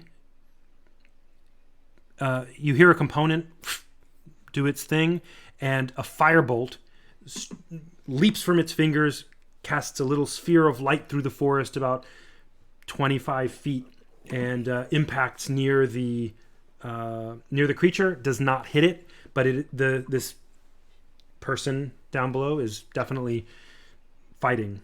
Yoshka, what do you want to do? Well, I'm gonna grab my components and then hop out of the tree. Okay. With my quarterstaff. So you've got first of all, everybody roll initiative.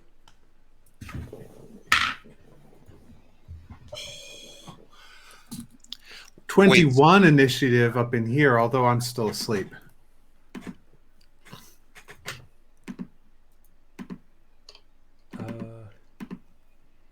What? I'm sorry. Why? Oh, there it is. Okay, great. Hey, Matt, do you remember off the top of your head where the little icon is to click to turn on dice rolling? Yeah, you have to go into the character creation screen and way back to the beginning, and there's a checkbox. Okay. Belvari, roll initiative. I did. It's 13. Okay. And Gulb? I rolled a 9 plus 2 is 11. And Davina, I will roll for her. There she is. And she got a 19. There it is. Okay. All right. And Yoshka, what did you roll? 4. 4. All right. Sounds good. Okay. Worked that time. Is it?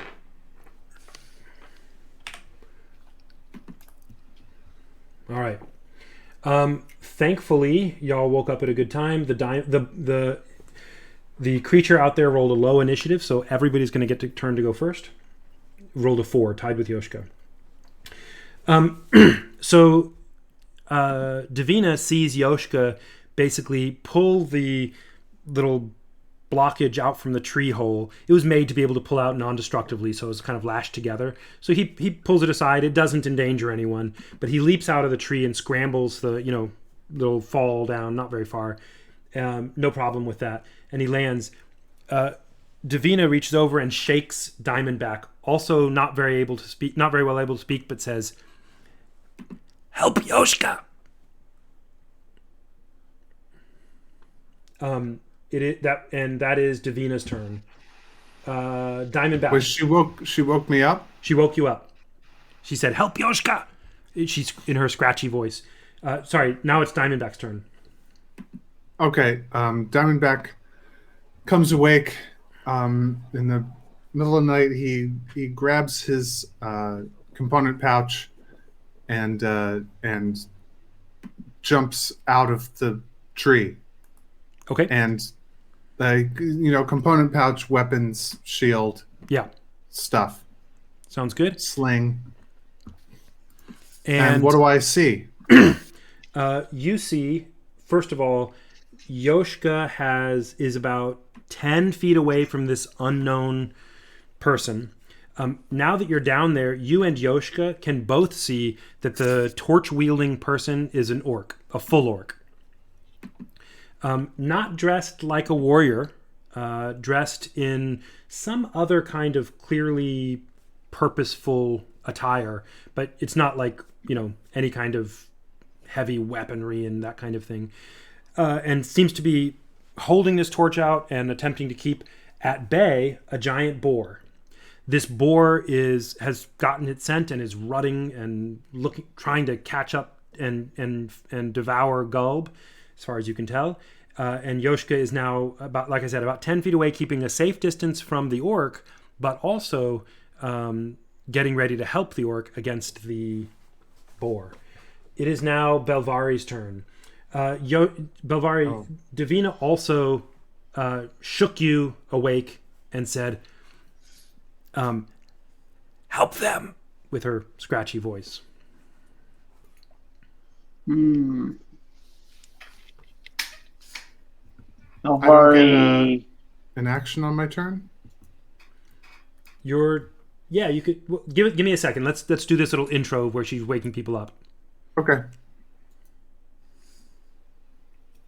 Go for it, Belvari. Belvari would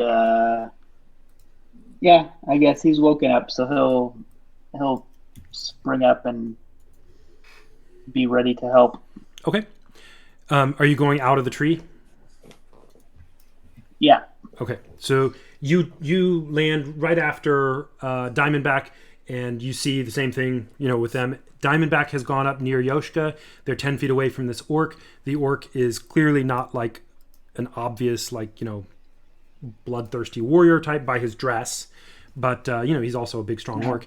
And there is a wild boar, a giant boar that is, brutal. Diamondback, you go first. You get down there. You have your wits about you, and you land at the ready. Go for it. What do you do?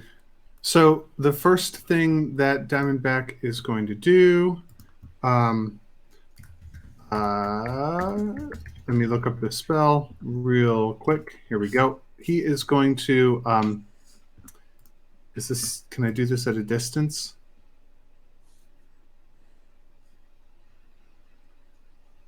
Sorry. Let's see. Yeah. So I'm going to stay near the tree. Okay. And I have a 60-foot range on this spell. So I think, is it within 60 feet? It is. Awesome. So Diamondback is going to rub together. Oh, where'd it go?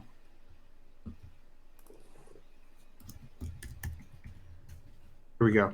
Diamondback is going to rub together a fang of the white-scaled adder and an eye of the fire-winged swallow.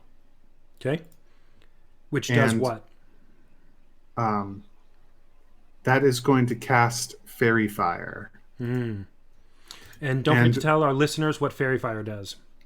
Each object in a 20-foot cube within range, which is going to be targeting the boar, is outlined in blue, green, or violet light. This is going to be, I guess, blue light.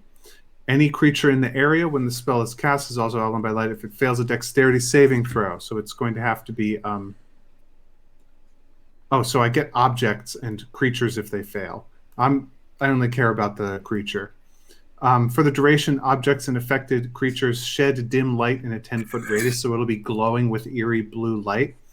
Any attack roll against the affected creature or object has advantage if the attacker can see it, and if the affected creature or object can't benefit from being invisible. So unless there's an invisible giant boar, this is going to make our attacks land much more frequently if it hits. And let me... it's going to be a... It's going to have to do a dexterity saving throw versus my spell save DC, which is 12. Okay. It rolls a 3. Yes! So you see Diamondback rubs it together, and there's that sort of black mist thing happens, and he does like a cool ninja magic hand gesture thing. Wait, hold on. Uh-oh, something is happening to my video connection. Yeah. It said for a moment that we were I was offline. offline, but I could keep hearing you, so I was definitely still online. Yeah, we're good. I was just making sure we were Can you still still streaming, see and me? we are. Yep. Awesome. Yeah. So Diamondback does like a cool like snake-based ninja hand gesture thing, and puts these components together. Am I? Are we? We glitched for a minute. OBS says we're I still can still fine, hear you. but Okay. Cool. Hold on If just it a seems second. like we're fine, then we're fine. just a sec. Hold on. Yeah. Video's weird for me, but audio's fine. Yep. And go for it. We can hear you now. Okay. Diamondback casts this spell, and he says to all of the humanoids nearby, "The light will enable you to hit it more effectively." And is that your turn? Yeah. Mhm. Okay, great. He's going to he's gonna no, he'll stay by the tree. About how far away is the boar from me? It is about 30 feet away from you, making a triangle. 30 feet from you, 30 feet ish from Gulb, and y'all are about 10 feet from each other. Oh, you mean Gulb and Yoshka are 10 feet from each other? You and Yoshka and Belvari are together, 10 feet from Gulb, Okay. and both sets of you are 30 feet from the boar. Okay, so I'm going to use my movement to back up so that I'm behind any of my party members who are standing near me. So Belvari and Yoshka are going to be slightly in front of me, and I'm staying by the tree for now. Sounds good. It is now Davina's turn. She is in the tree still. And she is going to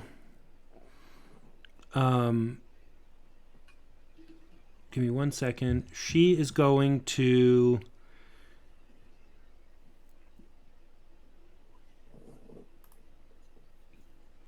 crush two of her components, which I will describe later.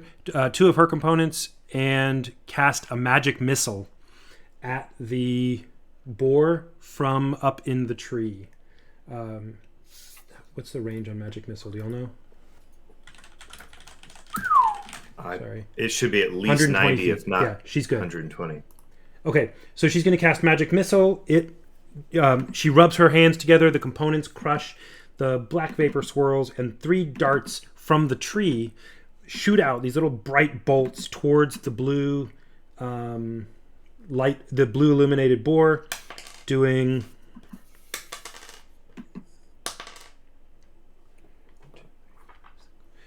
several points of damage. The boar is definitely pinched by them, but not significantly phased. She does a good little chunk of damage from her sniper vantage point. It is now Belvari's turn. Is Gulb in the order? Yeah, Gulb's next. You just shot in the narration. You shot Firebolt, and then they jumped out and are taking a turn, and you're actually next in the order after Belvari. You rolled an 11. He rolled a 13. Belvari moves, kind of fans out away from Gulb, and Yoshka, and make a bigger area, and tries to get within 30 feet of the boar, and will shoot at him with his sling. Go for it. What do you have? He's got a 13. That hits. It's a AC of 12. So you hit him for how much damage? 1 bludgeoning damage. The boar doesn't really notice. It's all focused and intense, but you pinged it for some damage. Gulb, it is your turn. So Gulb looks around and sees that there are now 2 people on the ground next to him. 3 people. And 3 people on the ground next to him, and he angrily just kind of barks at them in common, "Get back!" and he reaches into the back of his pack and he pulls out this enormous, like 5-foot long haft of wood with a big, Mjolnir-sized stone at the end of it, and he kind of, runs over towards the boar and just charges straight at it and hits it in the head. So this thing is lit up, I take it, so I get advantage to hit it? Yep. Okay. Nice. Okay, so that is a 13 plus 3 is a 16. Does that hit? It does hit. Good. All right, in that case, this fool takes 11, 12 points of whopping damage from a big old lump of stone. So you've got a stone, basically a stone warhammer, like a kind of cleaved a piece of wood with a big old chunk of stone lashed into it, and you're just trying to smash this thing. You land a hefty blow right on its back, just right behind the skull, and it just bellows in pain, angry, its eyes getting red and bloodshot. It is Yoshka. You see him run up to it and just slam into it. He does not seem to be afraid, but it's a hefty beast. What do you do? So when you say giant boar, how big is giant? Is it like taller than us? That's a great question. It is a large beast, so it definitely weighs a lot more than you. Large would be equivalent. You might think of it as like a bear is also large. Like a grizzly bear. Like a grizzly. This is a big old beast. This is like a 10-foot snout to butt boar. Yeah. You're wielding a great club? Maul. What class are you? You'll find Cleric. out. I'm just kidding. He's a cleric. Okay, well, Yoshka is going to step back and away and start calling out, "Bad pig! Sit! You always chopped your mother's teeth! You're a waste of slop! You're not even fit for bacon!" That's Wow. discouraging. The harshest insult that can be given to a pig. Whoa. Which is, and so he has to roll, and while I'm saying that, I am crushing red flower avocado tree root in my fingers. Okay. And the effect of this insult is that the pig has to succeed on a wisdom saving throw or Okay. take some damage and have disadvantage. There's some hippie vegan D&D player out there for whom that's like ASMR. That's like the most beautiful thing they've ever heard spoken in D&D. The pig has very low wisdom, unlike most pigs, and it rolls a 4. So what is it? What happens? It takes 1d4 psychic damage. Okay, you roll And- that for me. Okay. Let's see. If I just do it, is there a better way than just rolling a d4? No, No, that's fine. do it. Right? Is it not 1d4 plus some spell modifier? Nope. Just 1d4. Okay. It's not that Oh, yeah. discouraging. He's a pig. 3. Isn't there a 3, and then No, isn't you're there a right. secondary effect? Yeah, it has disadvantage on the next Ah. attack roll. Ooh. Yeah. Nice. Which That is a nice smart when move hit points because- matter. Yeah, Gulb is right next to it, and it's going to go Yeah. for him. The giant boar's Bless turn. you. The giant boar is enraged and also a little downcast. And it is going You to... definitely tell those apart. Okay. It is going to charge at Gulb. It staggers back and then does a really hefty charge at him. So does he leave my area to make that charge? Do I get an attack of opportunity on No, him? he's not like leaving. He's just kind of Okay. scrabbling his feet. Launching hey, forward at me. also, I have a bonus action that I wanted to do. Can I slip that in real quick? Go for it. Okay.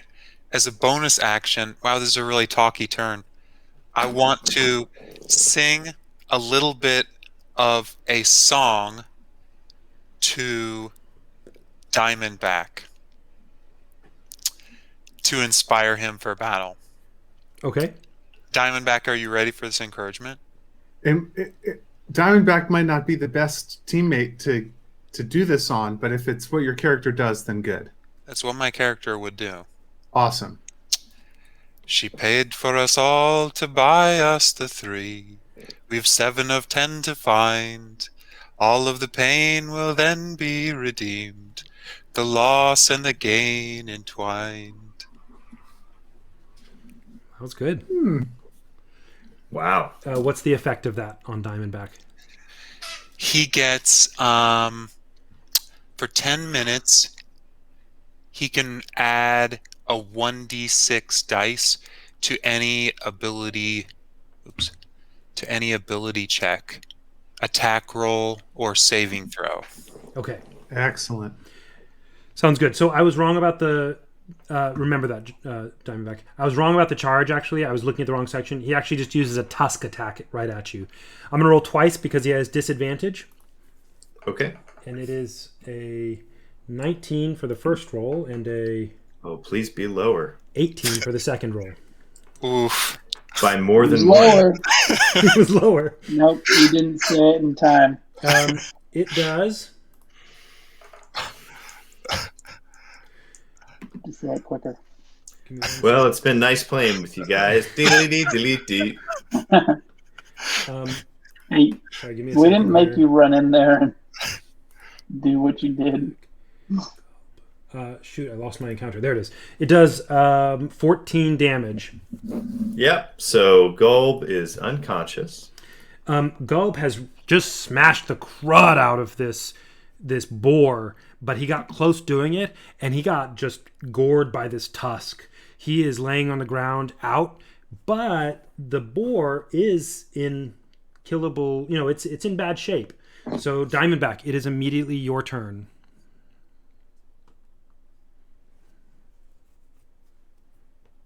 Matt, you there? You're muted. Sorry. I'm looking for a particular kind of spell here.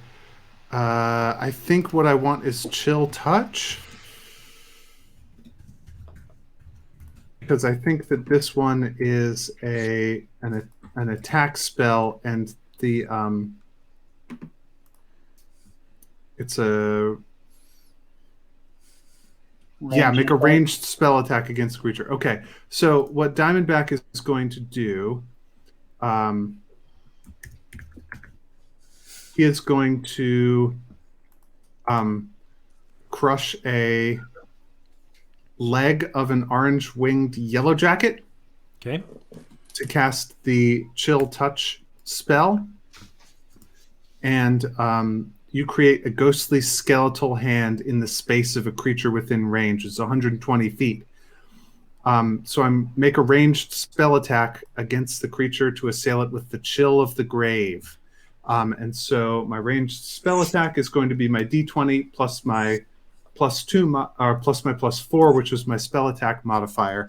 And then I'm going to add the D6 from Yoshka's encouragement to that. So, actually, you know what? I'm going to choose not to use the thing because I rolled a 16 plus 4 is 20. And I'll bet that will hit. That does definitely hit. Awesome. So it's going to take a nice crunchy D8 of necrotic damage, and it won't be able to regain hit points until the start of its next turn. As the ghostly hand clings to it from beyond the grave, the pig is made to contemplate mortality and its own extremely impending death as it takes 7 hit points from the ghastly hand. Now, all of you, as this ghastly hand, and it's somewhat luminous because it's the black of night, and this magic hand reaches up from the ground into the pig, and all of you hear echoing very faintly the unfettered squeals of this boar's dead piglets. It is Davina's You're turn. an evil man. And we just lost our vegan viewers. Thanks a lot, Sir Robert. Jared just brought them in. It's Davina's turn. She sees this creature, and we all know, is compassionate. We remember that from how she dealt with you strangers who were very nearly got her murdered, her and Yoshka back in the town. She, seeing the stranger get gored and go down, jumps down and jumps out of the tree, I should say, and runs towards the boar, which she's just able to make, and rubbing in her hands as she runs a pig leaf, the wood of a pig leaf fig tree, and also a leaf from a grimwood chokeberry tree. She rubs those in her hands, and you've seen her do this before. The orc's torch has fallen to the ground, and you see as she runs, she spreads her hands out, and they've got these black handprints on them, and she's putting herself directly in harm's way, right near this boar that's currently squealing and writhing in this sort of psychic spiritual pain from Diamondback's attack. She lays her black handprint hand on this orc, just one straight on the chest and one on the side of the head with her hands. And this orc receives, because she ran up and touched him. Sorry, I need to see her spellcasting modifier. I'm not used to looking at this. Where's spellcasting modifier? Click on spells. Spells. Panel in the lower right. Got it. Okay, thanks. Gulb, you have 0 hit points right now, but you receive... Dang it. There it is. 9 hit points back. She rolled a 7, and she had a +2. Awesome. So you get some hit points back. You get 9 hit points back, and Davina, as she sees you recover, she kind of falls back away. She can't really make much motion, but trying to get some distance between her and the boar. It's a foot or two. It is now Belvari's turn. Belvari, sensing that the boar is near death, charges in and hits him with his quarterstaff with both hands. Okay. Or tries to, anyway. Yep. Let's see how that works. Natural 20. Great. So here's what you guys see. Belvari, if I'm not mistaken, you have some experience with martial arts. Is that right? No. Okay. I mean, I'm mistaken. You mean using a quarterstaff? Yes, but not like a monk style. He's no monk. So here's what you guys see. You see Belvari just sprint straight towards, having been encouraged by Gulb's significant attack on it, and then also Diamondback's attack. He thinks he can at least get it down, and he runs straight at this thing and leaps up, pushes off of a tree to get himself some extra height, and just axe chops with his staff straight down on this boar's head. You get to roll double damage for this, Belvari, because you rolled a natural 20. So why don't you tell us how much damage you do? So for this, it's just the dice, right? So I roll 1, and then I also roll another d8. Yeah, just double the dice. Oh, wait, no. I see. It automatically did that. Okay. So D&D Beyond does it for you. Okay. 15 damage. 15 Maybe damage. 6 or 7, and then plus the 2. Okay. So I'm going to read you all a little bit of rule about these boars just to help you understand that I'll narrate what happens. But this boar has a special ability that if it gets reduced to 0 hit points, it only gets reduced to 1 instead if the damage that took it to 0 was 10 or fewer. Since you did 15, you guys see him leap off of this tree, and he just arches his back backwards and then uses the full force of his body and gravity, pulling all his muscles tight. The quarterstaff lands squarely between, making a line down the center of its head, between its eyes, between its tusks at the top of the head. The skull cracks open, and everybody who's there, which is Belvari, Gulb, and Davina, feel splatters of brain matter against them as this boar's skull cracks open and just splashes out. The boar slumps to the ground dead. It is in awful shape from this massive hit from Belvari. Davina, greatly relieved, y'all are out of initiative now. That's the last thing that happened there. Davina, greatly relieved, thanks Belvari hoarsely. Thank you. Oh, thank you. And immediately retreats back towards Yoshka, being mindful that she does not know who this orc is. She keeps a wary eye on him, but also she has arguably just saved his life, as have you all. And now there is some kind of negotiation that needs to happen between y'all to understand what your relationship is. Do you have another opponent to fight right now, or maybe have you made a friend? Belvari speaks to Gulb in Orcish because he knows it. I think Gold is still laying on his back. Hey, man. Oh, hey, man. I'm not a man, and are you a man or baby? Baby man? Man baby? He's How you asking. feeling? Are you a human or are you a halfling or what? I'm a human. Oh, okay, all right. But you're like really young. How old are you? 16. 16. Okay, all right. Does he have like any facial hair or anything? No. Okay, all right. Yeah. Well, actually, in my picture, I have a soul patch. Okay, well, I think I was conscious for seeing you smack this boar in the head and finish it off. So I think he would stand up and say in Orcish, You wish claim upon the body of this pig? Nah, I'm alright.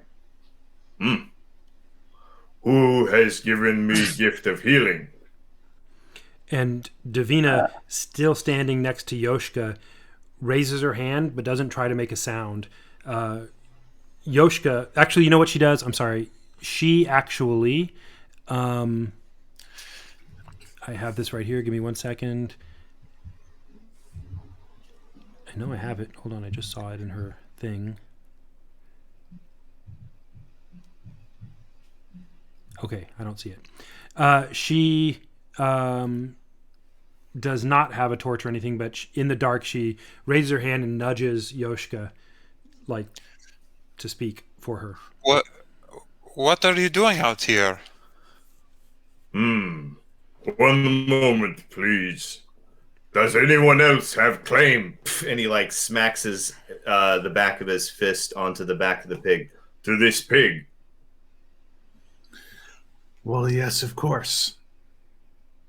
And Those of us who had a hand in killing it have some claim on the body. Now stop for a minute. Which I say in Orcish. Which of you Which I speak know. Orcish? I do. I speak Orcish. Yoshka, do you speak Orcish? Okay. No. Do I see that? Yeah, Is it plain that Yoshka doesn't understand him? Yeah. And Gulb, Okay. do you speak common or human or whatever?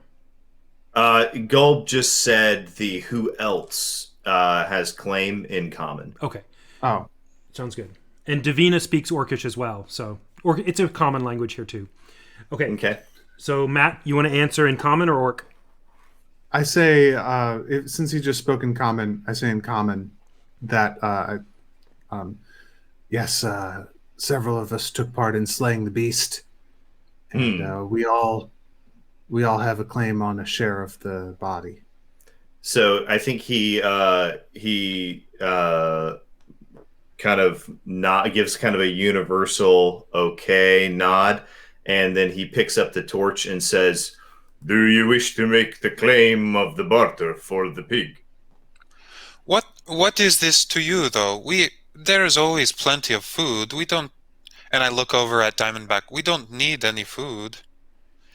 Yes, If of you course. wish to forfeit, it's your choice. Can But we, if you wish, come. friend Orc, can we leave the matter of the carcass till later and ask you a few questions? I do not know you. I do not know. Maybe we fight later if we don't settle now. I don't want fight later, so let me finish. and he points over to Davina and he says, In all matter of this kill, I surrender all right and benefit to her. and he points over at Davina. He says, We talk.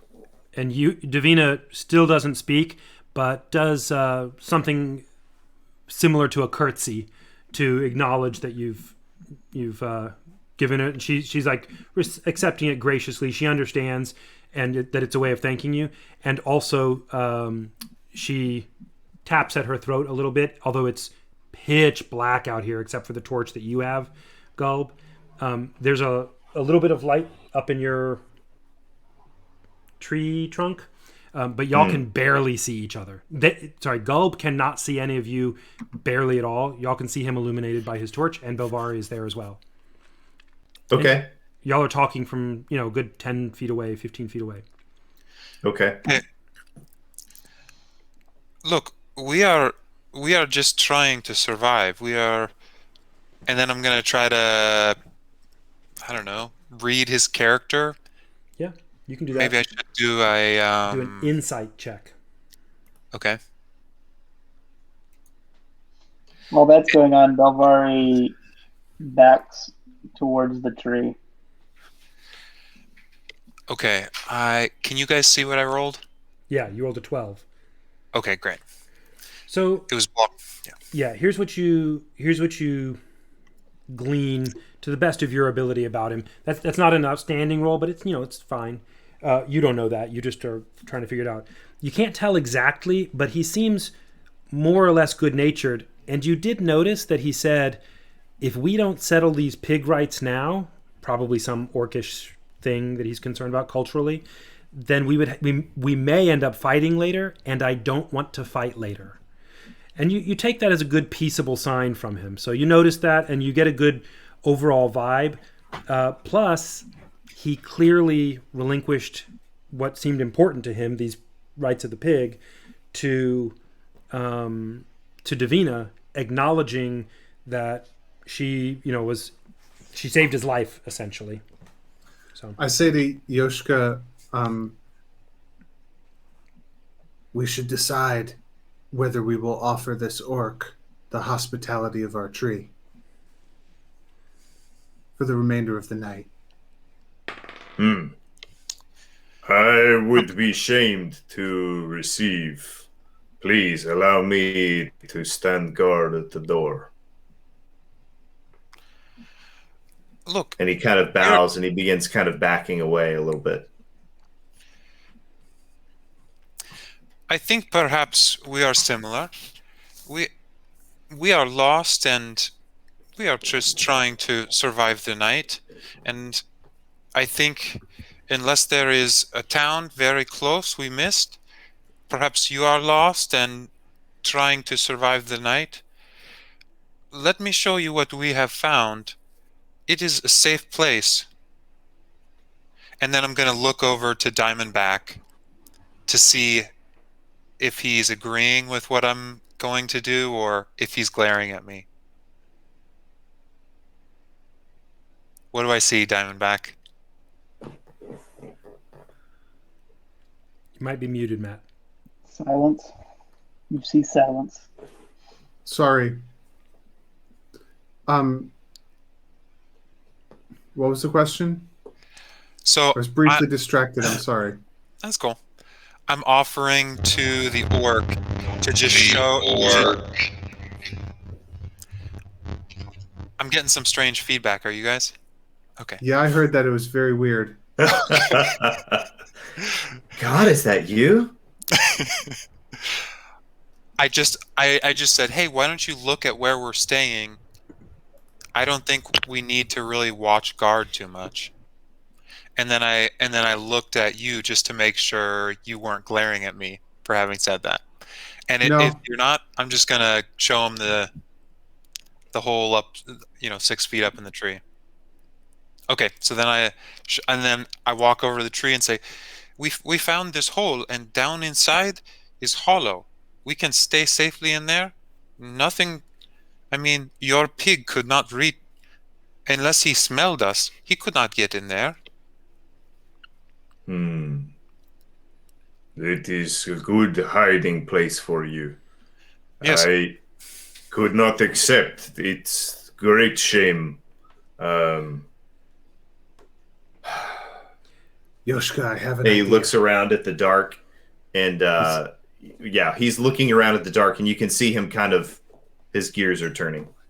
In exchange, friend Orc, I see that you are an honorable and economic humanoid. In exchange, will you come with me and drag the carcass away from our campsite so that it will not attract further predators, and assist with the butchery? And in exchange for that work, we will allow you to stay in the safety of the tree with us this night. Yes, and perhaps if you will also travel with us one day and offer us your protection. He says, I have to offer this to her. and he walks over to Davina, and he holds out 2 cords, and he offers to put one's obviously longer than the other, and one is like a bracelet size, the other one's like a choker size. And he just basically kneels in front of her and says, They are yours to take. You speak Orc, I assume you understand. and so this is the basic, Chewbacca and Han Solo, he saved his life in their culture. You kind of owe them. So he's basically offering her, you put on this bracelet and I owe you, is kind of the simple, some form of that exists in pretty much all orc culture everywhere. Yeah, and she got a decent history check, which is what I kind of did for cultural there. And she picks up the gist of what's going on, though she may not understand the details or anything. So she takes it from you, and not because she particularly wants anything, but, to be respectful of your tradition, she takes it and puts the bracelet or whatever on. Oh, okay. If she takes it, then I put it on, I tie it on her wrist, and then I offer it up to her, and I kind of turn around and kneel down as way down, and then get down on my knees and slump down so that she can get, up on her tiptoes and tie it around my neck. And you said it's kind of silvery colored? What's that? You said it's kind of silvery colored? Yeah, it's metallic. It might It's be not metallic. whether it's copper. Oh. Okay, yeah. Yeah, in that case, it's probably either leather or... May I make a suggestion? Rushed, like woven rushes, what? How about a fairly valuable something made of silk? Like a silken cord. Yeah. Silk cord. Yeah, that's good. Okay, great. Well, do y'all want to butcher the animal tonight? Yes, because I have a D6 ability check to spend, and it'll evaporate in a few minutes if I don't go and do something productive with it. Go do it quickly. I'm going to have you do that, and with all of the action here, and with Gulb already having a torch that he's burning, one of y'all can, keep watch, so you don't have any significant encounter. Any creatures are scared away from the fire, the whatever deer or whatever might have come up. I'm going to let you do that, and we will. That's going to be where we're going to end this episode. Bavari, go ahead. Bavari has gone into the tree and gone back to sleep. Okay, Yoshka. I'm sorry, not Yoshka. After a couple of glances with Yoshka, Davina also, communicating a little non-verbally. Davina also has retired to the tree. Yoshka, you can go help Gulb and Diamondback or not, whatever you want. Probably if you stand watch while Diamondback and he butcher it. That's what I was trying to think. So you do that, and let me just do a quick narrative for this. Can I just say I wanted to do a check for how well I do it, and I rolled a natural 20 for like a survival check or whatever to butcher the pig. So he's like run over and like chopped down 2 small trees, wrapped vine around it to make an X structure, and like levered the pig up onto its legs, and yeah. And Matt, is there some kind of thing you want to do for that? Yeah, my roll would be an 11 plus whatever the skill modifier is. So if it's a survival check, that makes it a 13 plus a 2 from Yoshka's bardic inspiration brings it to 15. Okay, great. I recorded that, and I'll narrate the details of what you get from that next time, as well as the night. The rest of the night passes without event in this particular case. You butcher this pig and do a pretty good job. You have some rope with you, and you tie the meat with the rope, hoist it up into a tree. That's a pretty traditional way of trying to keep it safe. You're not going to take a bunch of 50 pounds or whatever of pig meat up into your hole, right? So you hoist it up into the tree, and Gulb takes you up on your kind offer to your bartering about letting him stay there in exchange for helping with the pig and also his protection tomorrow. During the night, I want you each to, please right now, each of you roll me a d20. Just straight up d20. 16. 6. 19. B. 20. That's a crit. B for D&D Beyond. It's like takes the place of the 20 on the dice. On the Okay. interface. Okay. So, Gulb, you rolled a 19. Yep. Diamondback had a 16. Yoshka had a 20. Davina rolled a 2. Belvari rolled a 6. During this night, when you sleep, Gulb, Diamondback, and Yoshka all have a dream. This dream is unusual to you, and you don't exactly understand it. But I will tell you a little bit of it now, and I'll repeat the dream, maybe a little bit embellished at the beginning of the next episode. But here is the content of the dream as Gulb, Yoshka, and Diamondback see it. And you all rolled, really close to each other, so it's a similar enough that there's no variation meaningfully in my telling it to you now. In the dream, you see Gulb, you see yourself sitting in a clearing. Yoshka, you see yourself sitting in a clearing. Diamondback, you see yourself sitting in a clearing. You don't see the others, just yourself. And it's a clearing in the woods, in the low wood. And at first, you don't notice anything interesting about it, but after a few moments, it's twilight. It's right before dusk in this dream. And you start noticing fireflies drifting up from the ground and disappearing. You know how they do. And there's quite a few of them, not like a huge amount, but in this sort of serene feeling place, you see these fireflies drifting up slowly and disappearing. Then, as you're looking around at that, and you notice, you feel intrigued, but you see also above, up in the clearing where there would be the canopy of the low trees, of the low wood, you see there's a clearing, and the clearing's big enough that it's also making a clearing in the canopy, and there are fireflies in above the canopy, right? Just like it was its own level of ground, like its own surface.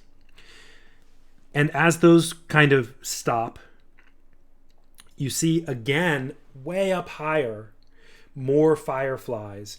And you have this impression that you're seeing fireflies also above the great trees and their canopy. Now, some part of you knows that can't be true. You can't see that detail that far, but you're in a weird vision dream. And finally, those fireflies dissipate. It's a generally fairly peaceful feeling. Your attention draws back down towards directly in front of you.